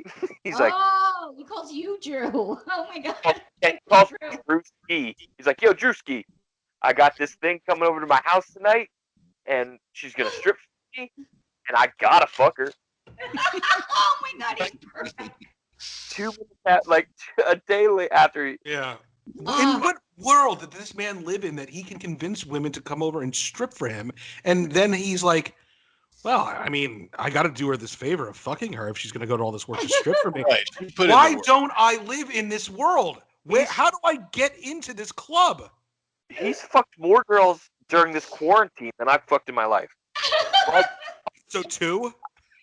Yeah, well, no, he's fucked at least 5 girls in the past 2 weeks. Okay, so he's not just doubling you up. He's 1,000 times. Right. That's unbelievable. I just some dudes just have it's got to be a superpower. I have zero game whatsoever. I shoot myself in the foot. If I do get that rare chance where it's like this could really happen, I, without even thinking about it, shoot myself in the foot and fuck it up. Do yourself a favor and go on my Facebook I'm friends with him. His name's Sal, Sala, and then Harrison or something is his And last that's just a name. fuckboy name too, Sal. Like if your name's Sal, you're a fuckboy. But it's that whole confidence thing. It's like, Yeah, it's the You know what confidence. it is, and it's just like it's being able to move on to the next one. Like if I approach a woman and I'm like, look, this girl's fucking gorgeous. I want to get to know her. Right then and there, those two sentences do not match up. I'm already overthinking it. Yeah, you So are. then I say, okay, let's get to know each other, or what's your name, and she's like, she has no interest. The people that get laid all the time, immediately go to the next person. Me, I'm like, man, am I that ugly? Yeah, That she you get won't even answer a question about whether what her name is. Like, what is wrong with me? I psychoanalyze myself to the point where it's months before I have the confidence to approach a woman. we can have this guy teach us how to. That's an episode right He there. can be your instructor. He would. It sounds like he would be able to like have a pointer and just like smack a whiteboard. Like it's step number one, and like me and you sitting right next to each other taking notes. Oh my god, I love it. He would love it, and yeah, and it's funny too. Like, first of all, you gotta analyze their fingers and see if you even want that pussy. But then, like, you gotta decide what pussy you like: juicy, fat. Well, like, what is like a herpes-ridden, diseased vagina? Is it like ET's finger? Yeah. How do you know? Like I raised my hand. I'm like, Mr. Sal, I'll take any pussy. Right. Well, that's have what a preference. That's what my friend said. He's like, fat, juicy. Who cares? Is there really bad, like, in the end game is like what's a bad pussy? Like, any pussy's better than no pussy. When Sal, you can be. He's not a beggar, so he could be a chooser. We should see if Sal wants to jump on for the as a contestant in the Robin dating game. It sounds like he would be great for that. He wouldn't. Well, here's the thing. He Like, might fuck Robin. We can do our bit with him, like where like me and Mountz are just such pathetic losers that we need to get advice from this guy. But can you imagine Robin tearing him apart on Mams? Like, again, same guy, but completely different content. Yeah. It would be fantastic. Like, if he could go on, like, he would listen. He'd be like, I don't fuck fat girls. Like, I don't got a problem with them. He's like, I'd rather. He's like, I'll fuck a fat girl every now and then, but I'd rather a skinny girl, and I don't fuck tall girls. Like, he's got. Oh my god, you gotta get this guy on the show. I just want to listen to him talk. Would he be that honest on the air, you think? I don't think he gives a fuck. Like, he just to watch him. Like, he'll be so. Now that we're short on hours, they took him off the line. Like, he was trained to do sweeping, which is literally you just go pick up the empty carts or empty trays and shit. But he'll stop on the line every time he walks into the kitchen and just be like, "Yo, girl, what's up?" like, and the girls are like, "Oh God, Sal." He's like, and then they fuck him. Yeah, that's the problem. And now he's like, man, Drewski, I can't fuck any of these girls in the hospital anymore. And I'm like, what? He's like, they all talk, man. They all know my baby mama, because I guess his baby mama used to work there. That's the only thing prevented is that they know someone that he's involved with. They're talking. Otherwise, they would fuck him. So when I first got there and I started talking to him, he's like, I am trying to get me a threesome. Like, that's what he wants to do in the worst way is get a threesome. But then what's stopping him is that he'll fuck a girl that says she's bisexual, and then the second he fucks them, they love his dick so much that they won't let him fuck another person. They catch feelings. This guy has to be on PIP. Like, seriously, in the next 2 weeks. Yeah. Not this week. Get him for next week. We have to. I'll talk to him. I don't know when we work next, but this is the shit I'm talking about for PIP. This is what I want to do. I want to do a long form interview with Sal and get into his mind. Yep. And I want to hear him like say all this shit. I want to say, dude, I don't know. I don't have a preference. Tell me, why is fat pussy better than juicy pussy? Tell me. Right. He loves fat and juicy pussy, but which is better? Yeah, which one do you like better? Right. Yeah. Oh my god. But when he's like, Drew, I'm gonna tell you. You can tell a girl's pussy by what her fingers look like. That's so fucking funny, man. That's so fast, and it sounds like he really believes it. And he goes, I've never been wrong. Like he writes a peer-reviewed article about it. We called him the Nostradamus of pussy. This guy, and we're like, you gotta write us a fucking book. He's like, that's what I'm saying, man. I gotta write a book.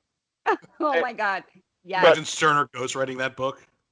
It's kind of like, yeah, fat juicy pussy is like Sterner's like suggesting new words. But how about like moist just he's a walking thesaurus. It's so funny. This fucking Sterner. Like Sal Sterner sitting Sal, down. Sal, why don't we use moist instead of juicy? It sounds like, all right, so what you look for is when the girl bends over and you can see the crack of the ass and the pussy lip. And Sterner's like, shit. Let me just try and reword that a little bit. Let me throw down. I think I'm catching what you're throwing here. That would be a great bit too. That would take a little bit more work, but that would be really funny. But yes, no, this guy has to be on PIP, and he has to go on Mams. I want to see Robin just fucking lay into tear him apart. Oh yeah, it's gonna be great. We gotta get him on both.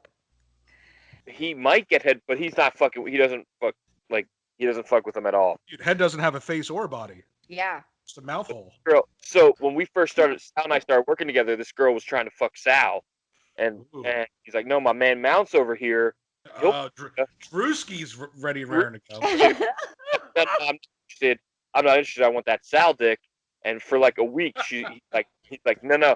So then when it first came out, she's like, hey, what's up? She calls me big daddy now, which is weird. But I was like, no, you didn't want me first. My dick wasn't good enough. You wanted that Sal dick. And she's like, oh yeah. Now she's like, Facebook messaging me, and like, oh snap. Then she's like, hey, how's work going? I'm just watching TV. I was like, anything good? And she's like, The Notebook. I'm like, ugh. She's like, yeah, no, now I just need a snuggle partner. And then I just didn't respond. Oh, no. She's saying all the wrong things. Yeah, she is. I'm like, and then there's me that's like, I'm just trying to have some fun. Like, I've been out, and it sounds like, yo, I got you, man. And he goes, I told her that you just got to have a long relationship. You're just looking to fuck. I'm like, thanks, Sal. Thanks, Sal. Like, Sal, you're a real friend. Thanks. Dude, he's like and the best part is, like, he's a genuinely nice dude. And, like, he's just all about that fuckboy life. You can tell, like, if you're a friend, he would do anything for you. But, like, all he cares about is getting that fucking pussy. Oh my god, I can't wait to talk to Sal. The pussy line up. He's like, sure. He's like, yo, this is what I got lined up this weekend, Drewski. And he shows me it's like some just black girl bent over. Oh my god. Like, I mean, you know that's my life. I'm like, Sal, when this is all fucking said and done, we're hitting the strip club together. He's like, man, I don't go to no strip clubs around here. He's from like Paterson, New Jersey. Like, he is fucking like. God, can you imagine the strip club in Paterson, New Jersey? What that scene is like? I can't imagine. I'm like, bro, when this is over. Like some of the most racist cops in the United States too in Paterson, I've heard. Yeah. I'm like, let's go. There's a club in Philly that's all black girls. Let's go. He's like, yo, I'm in. I talked to Robin. We're planning on taking a trip to Vegas. Fuck, like, I was so tedious about. Not that I tried to fuck in high school, but I played that card like everyone I met was in church, like church youth group. You're barking up the wrong tree, man. Like, oh, you're waiting for marriage. Yeah, me too. Cool. But I really I got blowjobs. Like, really? Like, I want to fuck. So, and so then it got to the point where it was like, all right, cool. Well, never gonna happen. Then Joanna happened. Mm-hmm. See, I was the same way because I thought that's like what it was to be a good person. Mm-hmm. And then I realized how miserable you can be if you're with the wrong person. Right. And I was so thankful that it was finally over. And she had moved on. She was the first one to date somebody. And I literally tried to fuck everything. And it was liberating. I think Mountz, I think it sounds like you almost like if you sleep with Robin or whoever else number 2 is, Right. it means that it really is over with Joanna. It almost sounds like that's what you're saying. Not that you want to go back to her. Chapter for good. I was thinking the same thing. Yeah. Completely, like the fact it's over. Like I have no intentions of ever getting back with Joanna, and I'm not gonna say never would, but Are you happy about it though? Are you happy that it's over? Yeah, I mean, I'm happier in my life now. No, yeah, but that wasn't my question. Are you happy that it's over? Are you glad that it's over and done with? Yeah, I mean, I'm sad that I lost. Like, because honestly, that wasn't my question. I love you because I had to battle with this too. Looking back on it, I was ecstatic, and once I said I'm not sorry for feeling that way, that's when I was able to move on. Right. So, but if I believe that, you know what, if she changes these things and comes back, I would reconsider it. That's you're still undecided at that point. You know what I mean? I'm not fucking the fat girl at work because I'm afraid that she tell people that I fucked her, and it's gonna get around. And like, let me share a story with you on this, Mountz, because I think I can help you. I'm not saying this particular large lady is the right large lady for you. Large lady. But I will say this. Let's use bulbous. She's a bulbous woman. I like Rubenesque. Or voluptuous, but I will say this: I am a gentleman that enjoys a little cush for the push, and I've often said that somebody one time at work asked me what's your type, Sterner, and you know what I said? These were my exact words: parts. It was parts, big ones. That was my type. And you know what? Maybe you might find that this is a hell of an experience. And if she is an insecure young lady, maybe she'll try really hard and it'll be fucking great. Yeah. I imagine it's gonna be awesome. Like, I have no. You know what it is about her is there's another chick at work that I would like to actually date, and we can't date right now. Like I would like to. But do you think that chick is so shallow that if she knows, oh my God, Mountz put his dick in a girl that was over 250 pounds, he is now off my list permanently? Is that really who you want to have the relationship with? Or were you on her list at all? Because that's the mistake I made too. I'm like, oh my God, I really like this girl so much. I'm gonna wait. I'm gonna put in the work, and then like I finally.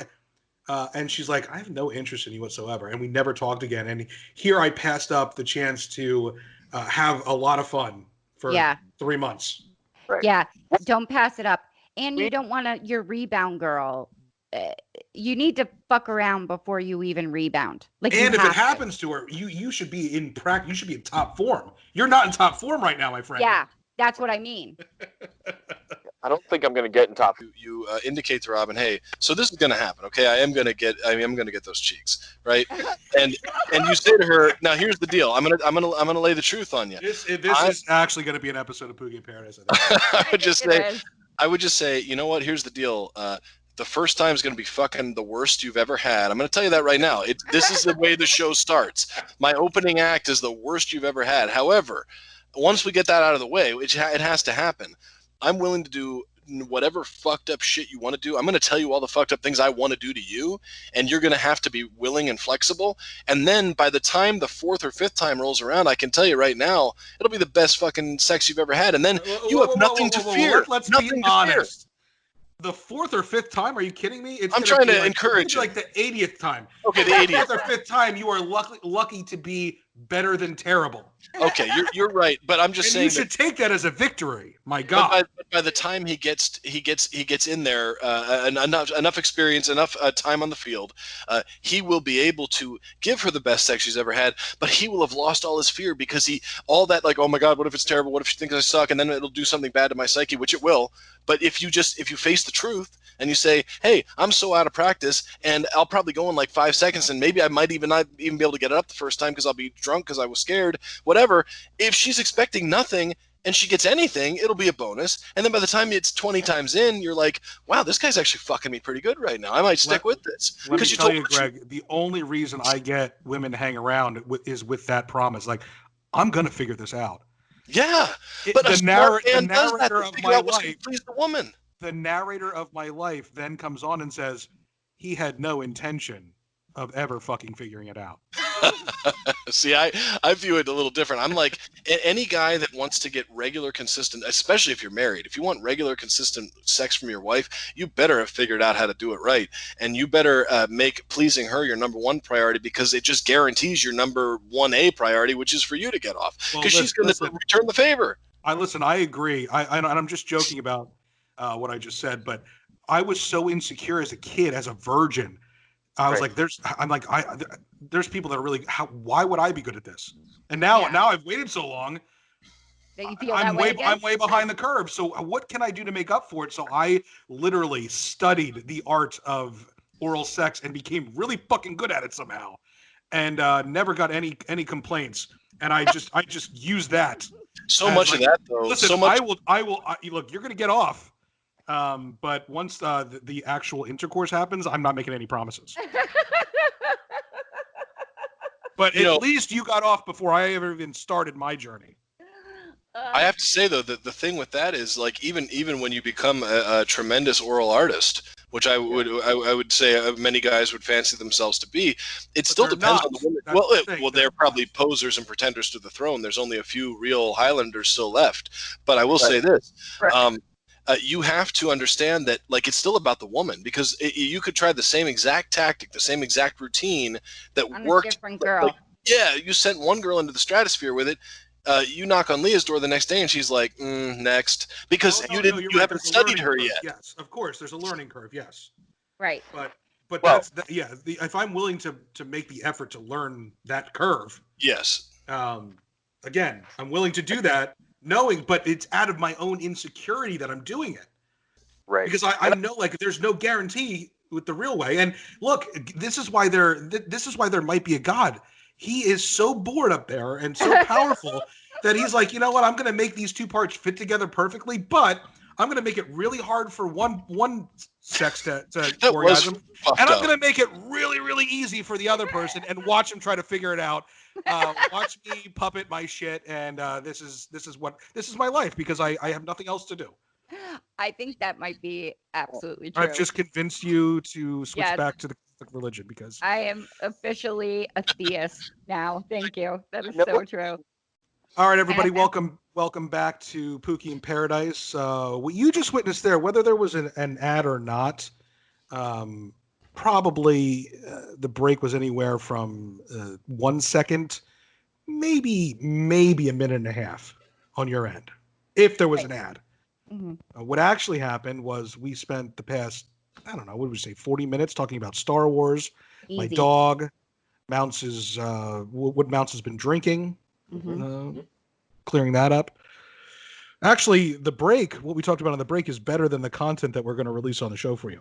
It's really good. What we actually sat down and recorded today, the beginning and the end, what took place over the break was much better. But nonetheless, we're never going to release that audio. Nope, fuck you. You'll just have to wonder what took place. It was good. Right. It was very good. Mm-hmm. Best we've ever done. Never going to hear it. That's how we roll at White Horse Media Group. And I also peed and got more ice. And I was telling Danny today, like, this has me, like, there's really not, like, I get bored. Like, I wake up with every intention to do something, get something accomplished. And I do. I get a couple things accomplished, but I don't get nearly as much as I should accomplish, or I could get accomplished. And then I just, like, look, I'm like, I'm tired of watching TV. Mm-hmm. I don't really listen to music unless I'm in my car or outside drinking, at a barbecue or something like that. I don't just sit in my room and listen to it. I can't listen to podcasts and, just by myself.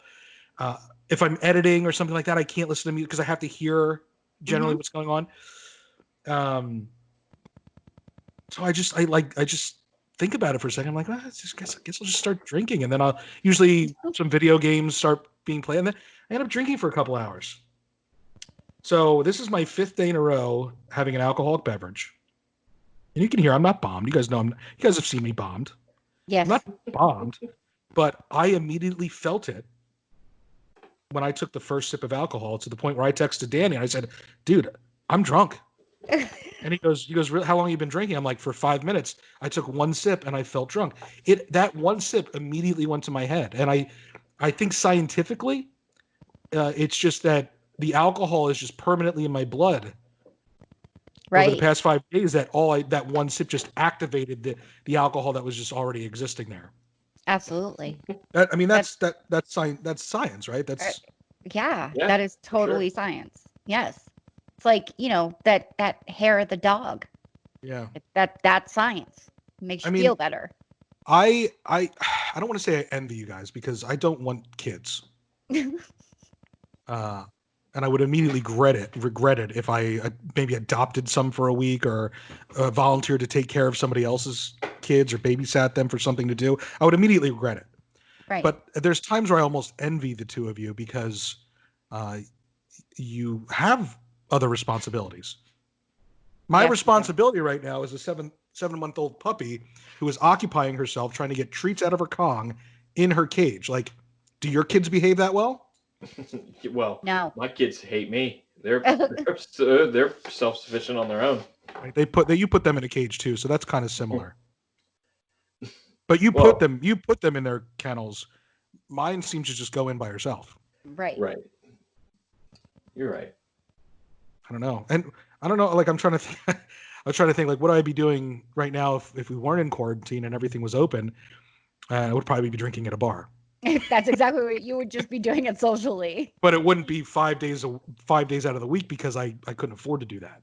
Or you would have other things to do because you'd be at class or you would have schoolwork to do or, I'd actually like to physically be somewhere. So like I'd have to wake up at 8 o'clock in the morning, get a shower, get dressed in order to be at class on time.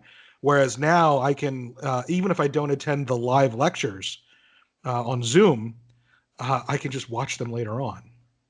Oh, wow. And I could technically get through them drunk. Whereas it is very frowned upon. In fact, I could get expelled.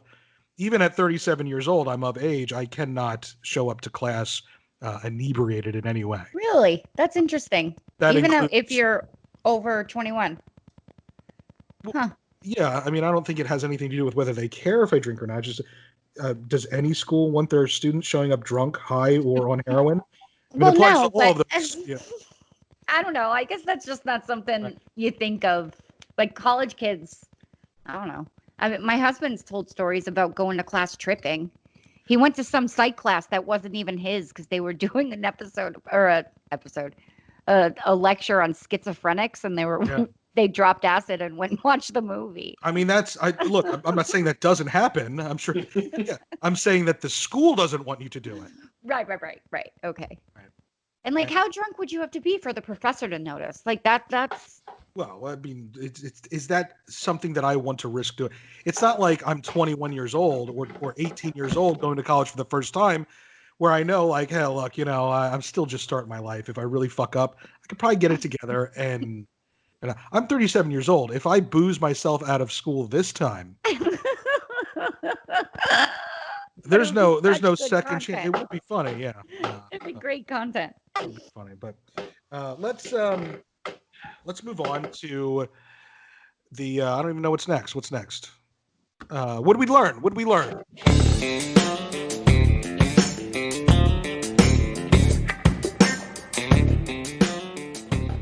Let's talk about what we learned. Mountz, what did you learn today? Because I feel like you're the drunkest of us all. I learned how passionate you can be about Star Wars, which nobody else heard. And we also have a very exciting episode next week. Hopefully. Did we even release? No one can hear. Yeah, that's really weird. Did we even release last week's episode?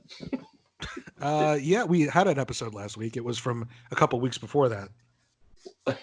But yes, there was an episode last week. Okay. Look, every listen counts. You have to go back and listen to that shit. I will. I looked for 2 weeks and they weren't there. Right, but last week was week 3 and it was there. So you're saying you just gave up after 2 weeks? You just figured the show was over? I thought I was fired. I was. Oh, sorry. Go ahead. No, finish your thought. I said every time there's a meeting, every time you're like, yeah, we need to hop on. I'm like, that's it. I'm fired. Even though in my heart of hearts, I know You would never do that. Right. And also, we can't fire somebody from no money. You could still just show up to the meetings, and it would be the same result. You still wouldn't be getting paid. Mountz, stop infiltrating our Skype meetings.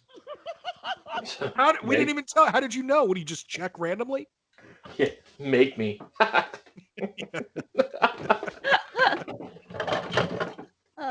Leah, what did you learn?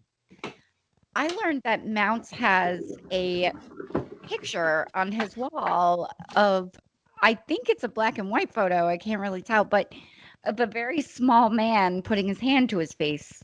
And I've been trying to figure out who that small human is. It's Joanna's father. Ah, see, is it black and white? It's black and white, yeah. She has a few pictures still here that I'm afraid to take off the wall because I'll break them. And there's like, I don't really, honestly, like most of the stuff I don't care about, but like I knew her dad and I respect him very much, so I would not. But that's what it is. Oh, okay. Oh, now I feel bad. But this whole time I've been trying to figure out if it was like Mountz or AJ, and I'm like, I think it is because it's black and white. From here, it looks like a kid. Right. It is a kid. He's right? Like, it's like a dap. No, he's a dapper. I'm guessing 20s. Oh. But he. Is it a military photo? It looks like he might be in some sort of. He's in a suit. Yeah, he's in a suit. He's very well dressed man, and he was a smaller guy. One of the most intimidating people I ever met. The first time I met him, he was like 4 foot. So he's probably bigger, but. The first time you met him, he was 4. How tall was he the second time you met him? No, I'm saying the first time I heard him, he threatened to kill me, and I was like, how? And then I met him, and he was shorter, cane, bad knees, and he scared the shit out of me. But yeah, right. A tiny little Greek man. That Greek was me too. Yeah, like off the boat Greek, right? Off the boat, they had cousins that weren't real cousins, like part of something that you. But yeah, very intimidating. And it's a story for later on. I don't know if we have time for it today. I would love to know how you went from him saying he would kill you to you respecting him, because that doesn't seem like it would just happen automatically. Well, unless he never really respected you, that I could see that as a possibility too. No, he did. It was threatening to kill me was.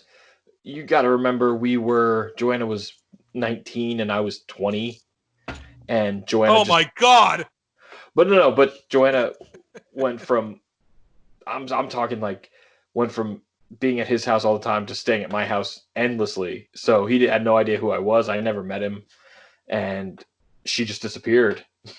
And so like it was like, tell him I kill him when I see him. And I'm like, oh shit. That's a great Greek accent. Is it? I practiced. Yeah. Well, like every holiday would be like, blah, blah, blah, Andy, and I'm pretty sure they were just calling me like Malacca, right? Piece of shit. Like, loser. Oh, he's wearing shorts at Christmas. Oh, but yeah. There was I don't know if we've told this on an episode prior to this, but there was a time where we got really drunk at your house. It was me, you, Joanna, Travis, and. Maybe there were other people there, but it was just us up, and it was the night before the Greek. Was it the Greek New Year? Yeah, or Greek Easter probably, because they don't Easter something. And we were so drunk that at like around 12 o'clock, or maybe it was like 1 o'clock, but it was after the day had officially turned. Even though the Greeks were not going to be celebrating it until later that afternoon, we decided like a birthday. Like, okay, so now we're officially this age. As soon as that clock turned, we went out into the alley in front of your house, and we broke all of your plates and screamed "Opa" at the top. Yeah.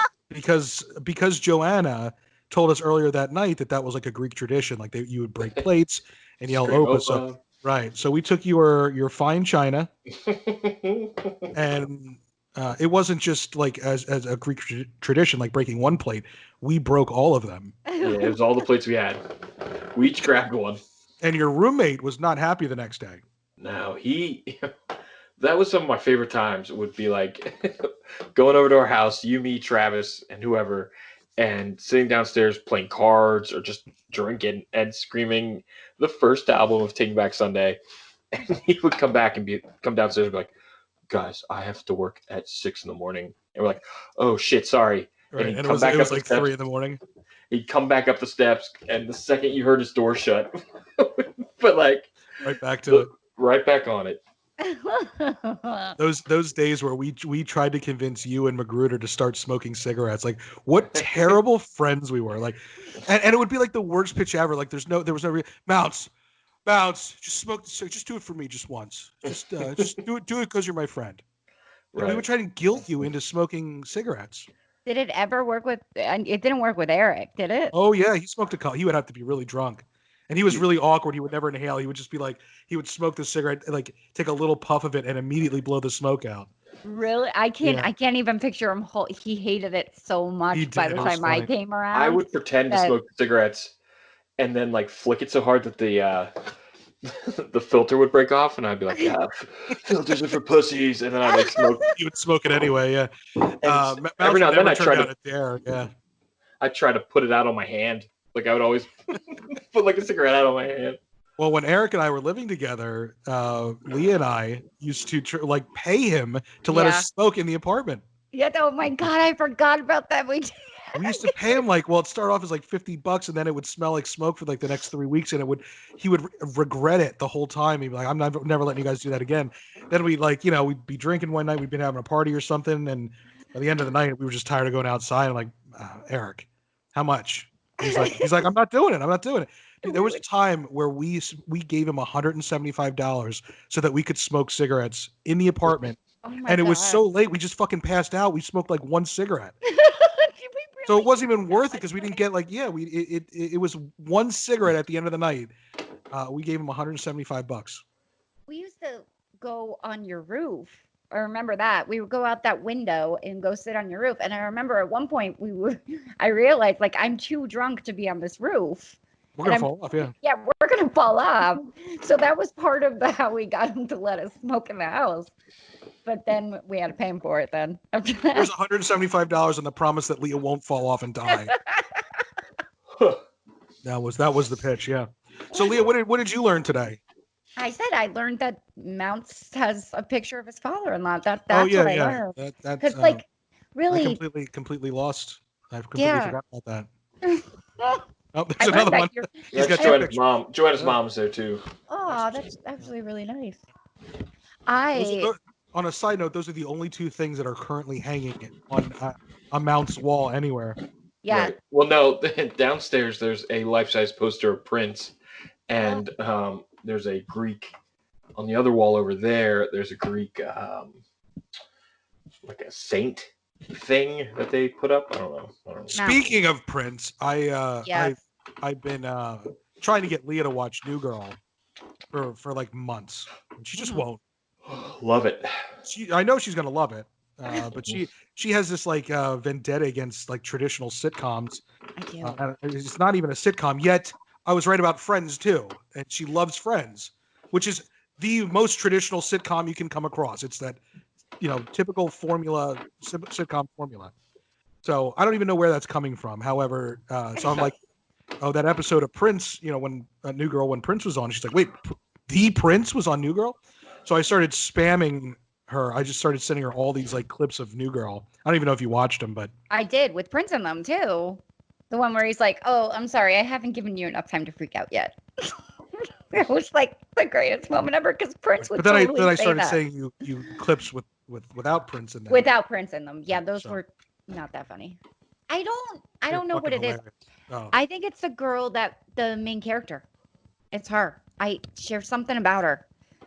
It's her and like Joe McHale. I want to punch them both in their face. They have asshole faces. I don't know why. I have that feeling.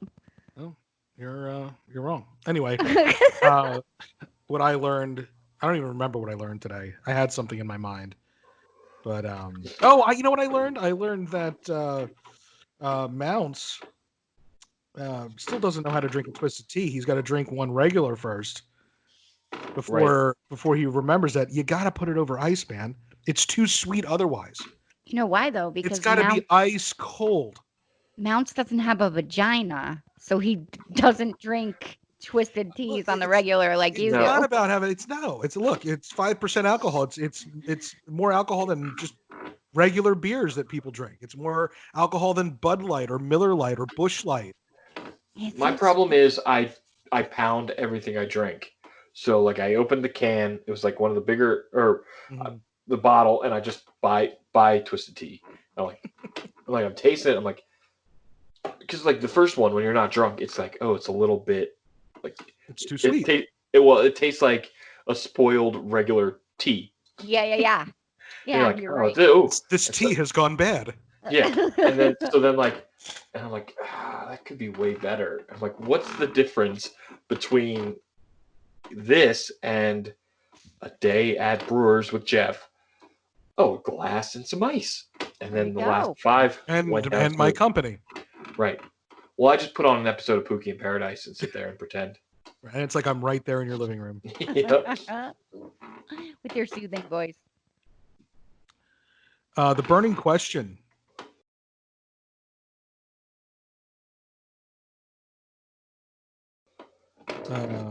I thought of a burning question last week. I didn't write it down, and then I forgot about it. But here's my burning question. We are all sitting on some sort of desk chair. And no matter what, all I can hear is Mountz squeaking. So my burning question is, Leah, why are yours and mine, my desk chairs, not making as much noise as Mountz's? What the fuck are you sitting on? It's an old wooden chair. I think he's sitting in a wooden rocking chair, and that's the noise. What do we think he's sitting on? Like, before you answer that, okay, so say that again, Leah. What do you think he's sitting on? I think it's an old style, like really old, like 1800s, big ass, oversized wooden rocking chair, and he's on hardwood floors, and it makes that like, you want to hear the banjo in the background, the yeah. So the one that that would make sense, but there's nothing coming up behind him. There's no back. It's broken. So I think that he's sitting on an old piano stool. Oh. No. And he's constantly turning and it's squeaking. So please tell everyone, what the fuck are you sitting on? That makes so much fucking noise. I'm so sorry. It's just it's not even old. It's a wooden chair where the leg is wood. Yeah, it's wooden, and the leg is super loose. So then, like, I'm like a dining room wooden chair. Yeah. Like, I gave Joanna. Make that much noise. Yeah, it's Yeah, it's great. Yeah, and and it doesn't help that I'm a little inebriated. So then, like, I'll lean one way and be like, "Oh shit," and then. So come back to center. Even the wooden chair is drunk. It's the alcohol seeping through your butt pores into the wooden chair, and the chair's drunk too. Well, the leg, I assume from years of me being overweight on top of it, have loosened the leg. They're screaming. It's like, God damn it! Stop sitting on me! I'll see if I can tighten it. Well, I'm glad we cleared up at least what it was. Robin, if you're listening, I'm sorry you are not getting your new office chair anytime soon. Mountz has to get his first. Mountz has to get it first because I just I didn't want to be mean, but like it's been driving me insane. It happens like in every episode. It There's happens. always I get it. Like we don't have professional. We're not in a studio. We're doing everything virtually. So like, but if it's not the internet connection, that's enough. The cutting in and out, it's a fucking train that sounds like it's going through Mountz's house. It's Leah's dog's going nuts. It's my dog, being an asshole. But not on top of all that, which, really it's hard to control. We have Mountz sitting on the oldest chair in history in the world. That is it's losing its quality because he's been overweight his whole life. And it's finally starting to fall apart and squeak. And dude, just sit on the floor. I will next time. Oh, that'll the floor squeaks. That'll squeak too, yeah. We're finally not hearing the dog whine in the background. Yeah, I moved upstairs. Hey, but instead now there's for the entire episode there's just this squeaking. And the floor's just gonna be like, fuck.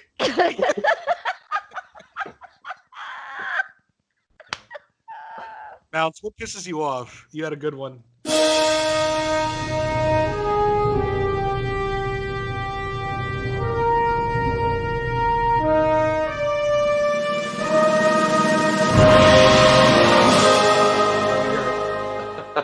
I don't Tell the world what pisses you off. Can you remind me? I have to go back and listen. What was it? Oh no. I got my laptop back. Oh but yeah. Yeah. Well, my son has my son was using it, and he downloaded copious amounts of like software, games. He has like sound apps, and every time I sign on, 17 things start upon startup, and then it takes literally 20 minutes to get to a point where I can start Xing them out, and then it's the most infuriating thing I've ever dealt with. Well, that's why you can't share a computer or a laptop. You can't. No, and literally I was at the point where I was looking to buy a new one, and luckily our friend Dave came through and saved my son's desktop gaming computer that he had, so he can use that now. So okay, so he's got the so you took back the laptop, right? So now I have my own thing. I can erase everything on it or start and have it just for my necessities. Right. Start re-downloading the new porn that's out there.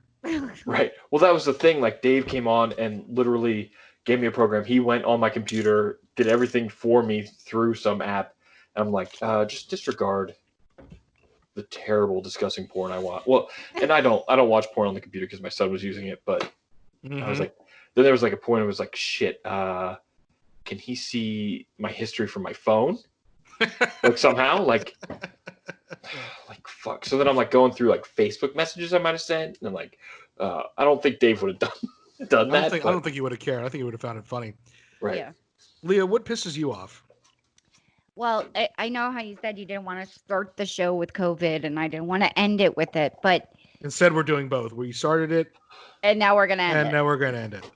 So the other day, I had to go shopping like I had to. So, face mask, gloves, doing the whole 9. It takes you 2 hours to get through the fucking store because you have to stay 6 feet away from everyone, right? So I'm doing every precaution.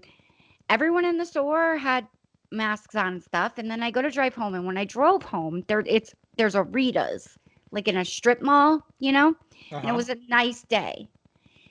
There was a line at the Rita's that was like into the parking lot. Not one person had a fucking face mask on, and there was at least 40 or 50 fucking people. Yes, I understand you're outside, but 1, you're standing close together. 2, none of y'all are wearing masks except for the poor people that are working. They had masks on because you could like see that. But like, I just want people to stop being dickheads and just fucking follow the rules or quit bitching.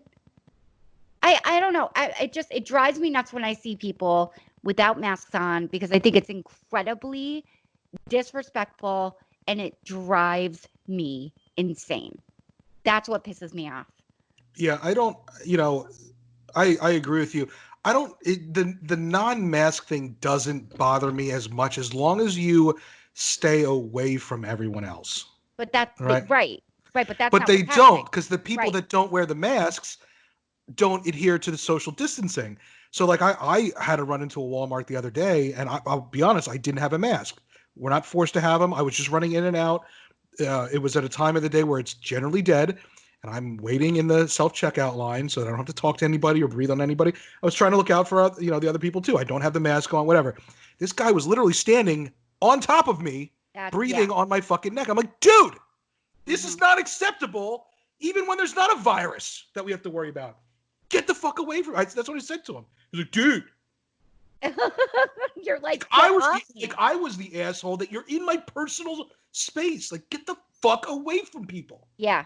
And standing in crowds and also you're not forced to. I am in Montgomery County, Pennsylvania. It is bad here. And just because like maybe you and stop And with we this. know why it's bad and not getting any better, apparently. Right, exactly. Because people believe that COVID-19 does not exist within Rita's parking lot. Right. If you're outside, you could still get it. Like I hate to break it to you, but you could still pass it to each other. And stop with this bullshit that kids can't get sick and that kind of stuff. I don't care if your kid's bored. Stop going to the park. Stop doing shit without masks. Stop it. Just stop it. You suck at life. I hate you all. Seriously. We're never getting back to normal. We're never getting back to normal. And again, like it drives me insane. Like I can't go see people I want to see in my family because I have to go to a grocery store and nobody here is adhering to the rules. In Florida, you don't have to wear masks. We do here. Just do it. It's not that hard to care about your fellow man. Right, but the virus isn't any different here than it is up there. So it's like right, but it's not as. It doesn't seem to be as. I don't know. Maybe it's not as bad there. I don't know. I agree with you. It is, but it's worse. It's going to be worse.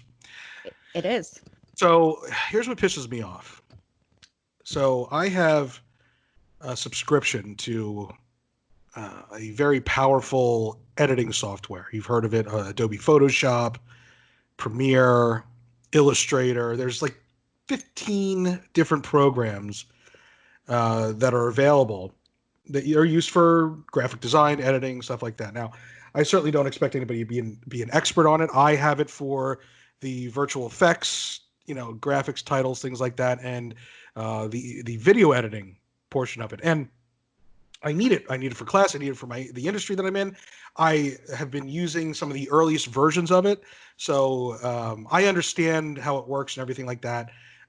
That's all fine and good. I don't expect anybody to be a pro. However, with my subscription, there's 2 total spaces where people can be active in using the software at a time. We're getting in trouble, Mountz. This is directed at us. If one person signs on and it kicks the other person off, it's not like you're kicked off forever. You can just sign back in and kick the other person off then.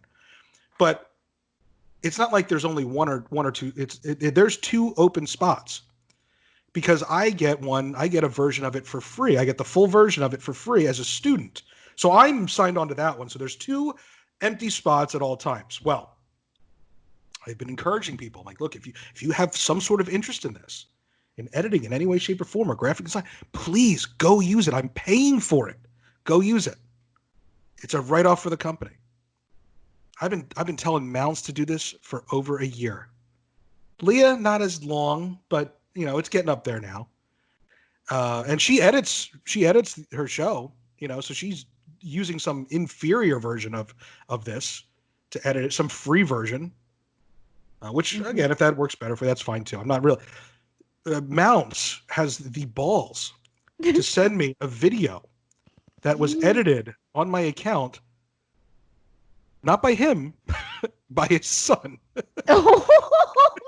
So his son is using the available software, which I have no problem with. I encourage it. More so, though, than Mountz has even touched it. So within the last 2 weeks, his son has used the editing software that's available to everybody in the company more than Mountz has used it in the past year. That's what pisses me off. I've tried. It's intimidating, is it not? I've used it. I've failed, and then it's hard to come back after you fail. Now my son seems to have a knack for that sort of thing. And I will admit, there is a knack for it, of course. But it's not. It just doesn't come naturally to everybody. I will admit that. However, with technology, there are literally 2 to 3 minute tutorials that start with how to open up the software and start a file. You can literally start from square one. How to import a file. Oh, I've done it. I tried to literally. You can't fail at those things. I don't know, man. It's I tried so to make a video intro to the non-existent Mountz YouTube channel where it was just literally it was just a black screen and the words Mountz just come into the screen, and I watched a YouTube tutorial. This guy's amazing. Got to the very end, fucked it up, and then it got erased. Like, I think my son exited out by accident, but like, I was so furious. You didn't hit save. Right, but that's because I fucked it up and I couldn't figure out what I did at the very last step. Wait, you have to save it the whole way through? You have to remember to actually click save? It auto saves, but if you're doing complicated stuff, you want to hit save so you don't lose it. Right. And there's always the edit undo button, which undoes what you just did if it's a mistake. Right. Yeah. But okay. I get that. I've been there. I've been using this software, and I still make those mistakes, and I have to leave it for a day or two. Otherwise, I'll rip my hair out and kill myself. What I'm telling you right now is putting a title on a screen is like step 10. What you should do is just watch the tutorials in order. Start with just importing a file and being able to manipulate that file. Eventually, the tutorials will teach you how to add titles to those files. But start with since you don't have the experience with it before, start with the tutorials that are provided by the software. They're easy to understand. They're not 20 minutes long like what you find on YouTube. They're like 2 or 3 minutes. Like, okay, Mountz, we know that you are completely Adobe product illiterate. Here's how to open up the program. And they will literally walk you through where it's been saved on your computer, how to open it up. Of course, you have to know how to open it up in order to get to that tutorial. So it's a catch-22 there. No, I have to open it up. You better buckle up because it's coming. Beyond that, how do you start an original file? Like, that's one of the tutorials. I'm not even lying. It's 2 minutes. How do you open up a file? What do you need to do to set yourself up for success? Mountz decided to go right to the title screen. Oh my god, dude! Adding a title screen, and then when he couldn't do it, he gave up. I watched this video on YouTube about, and it was literally like a nature scene, and the guy imported a title that was like floating into the background, and then I was like, "Oh, that's what I want." I was like, I could fucking do that. Both of you are just you didn't listen to the word I said. That is complicated. That title was probably created in a completely different program called After Effects, saved, rendered as a video file that you then have to bring into that. We're not talking step 10. We're talking like step 80. No, I know. Learn how to import a file. That's your homework, both of you. Okay. All right, deal. Sign in. Okay. To my Adobe Premiere account. Okay. Already done. And learn how to import a fucking file. Okay, I'm gonna do it. And count that as a success. Okay, deal. And look, YouTube is great for tutorials, but that's what I go with the easy ones. You don't need a 20-minute tutorial right now. You need to learn how to import a file and how to cut a segment out of that file and edit it together. Cut a video file, let's say it's a minute long, cut 30 seconds out of it and mesh the two together. That's what I want to do. One. That's why I was so impressed with AJ, because I was watching this video. I'm like, where the fuck is this going? And then he falls off the last time and smashes, like imports another clip. I was like, oh my god, he's so good. It's like step 1. Apparently, we're just that bad. That's all. My 12-year-old. Right, that's what I mean. You and I are just right. And he didn't even use a tutorial. It's trial and error. Figured it out. Yeah, he just did it. He didn't even. Yeah. Oh wow. You guys should be ashamed of yourselves. I am. You have no idea. I'm starting to feel very poorly about myself right now. Good. That was the intention of this tongue lashing that you both received. No, listen, Mountz, it's not a sexual tongue lashing. Oh. No. Now maybe when that wish outfit comes, it will be, but not now. I'm very angry, very frustrated. You guys are adding to my depression. You're the reasons that I can't get out of bed till 3 p.m. Oh, come on. We've all come to full circle here. See, you should have just fired me. You should have taken that advice, ran with it. that advice that came to me, a text message from an anonymous source. So what do we have? What do we have to plug coming up here, Mountz? I've got a file that I'm going to be importing. Listen, I will release that on our social media somewhere. I will release that as a Mountz directed video. If it's just a picture of you talking for 10 seconds and you can cut one clip to another, I will release that and we will celebrate that as a success. Will you do the same thing for me? No.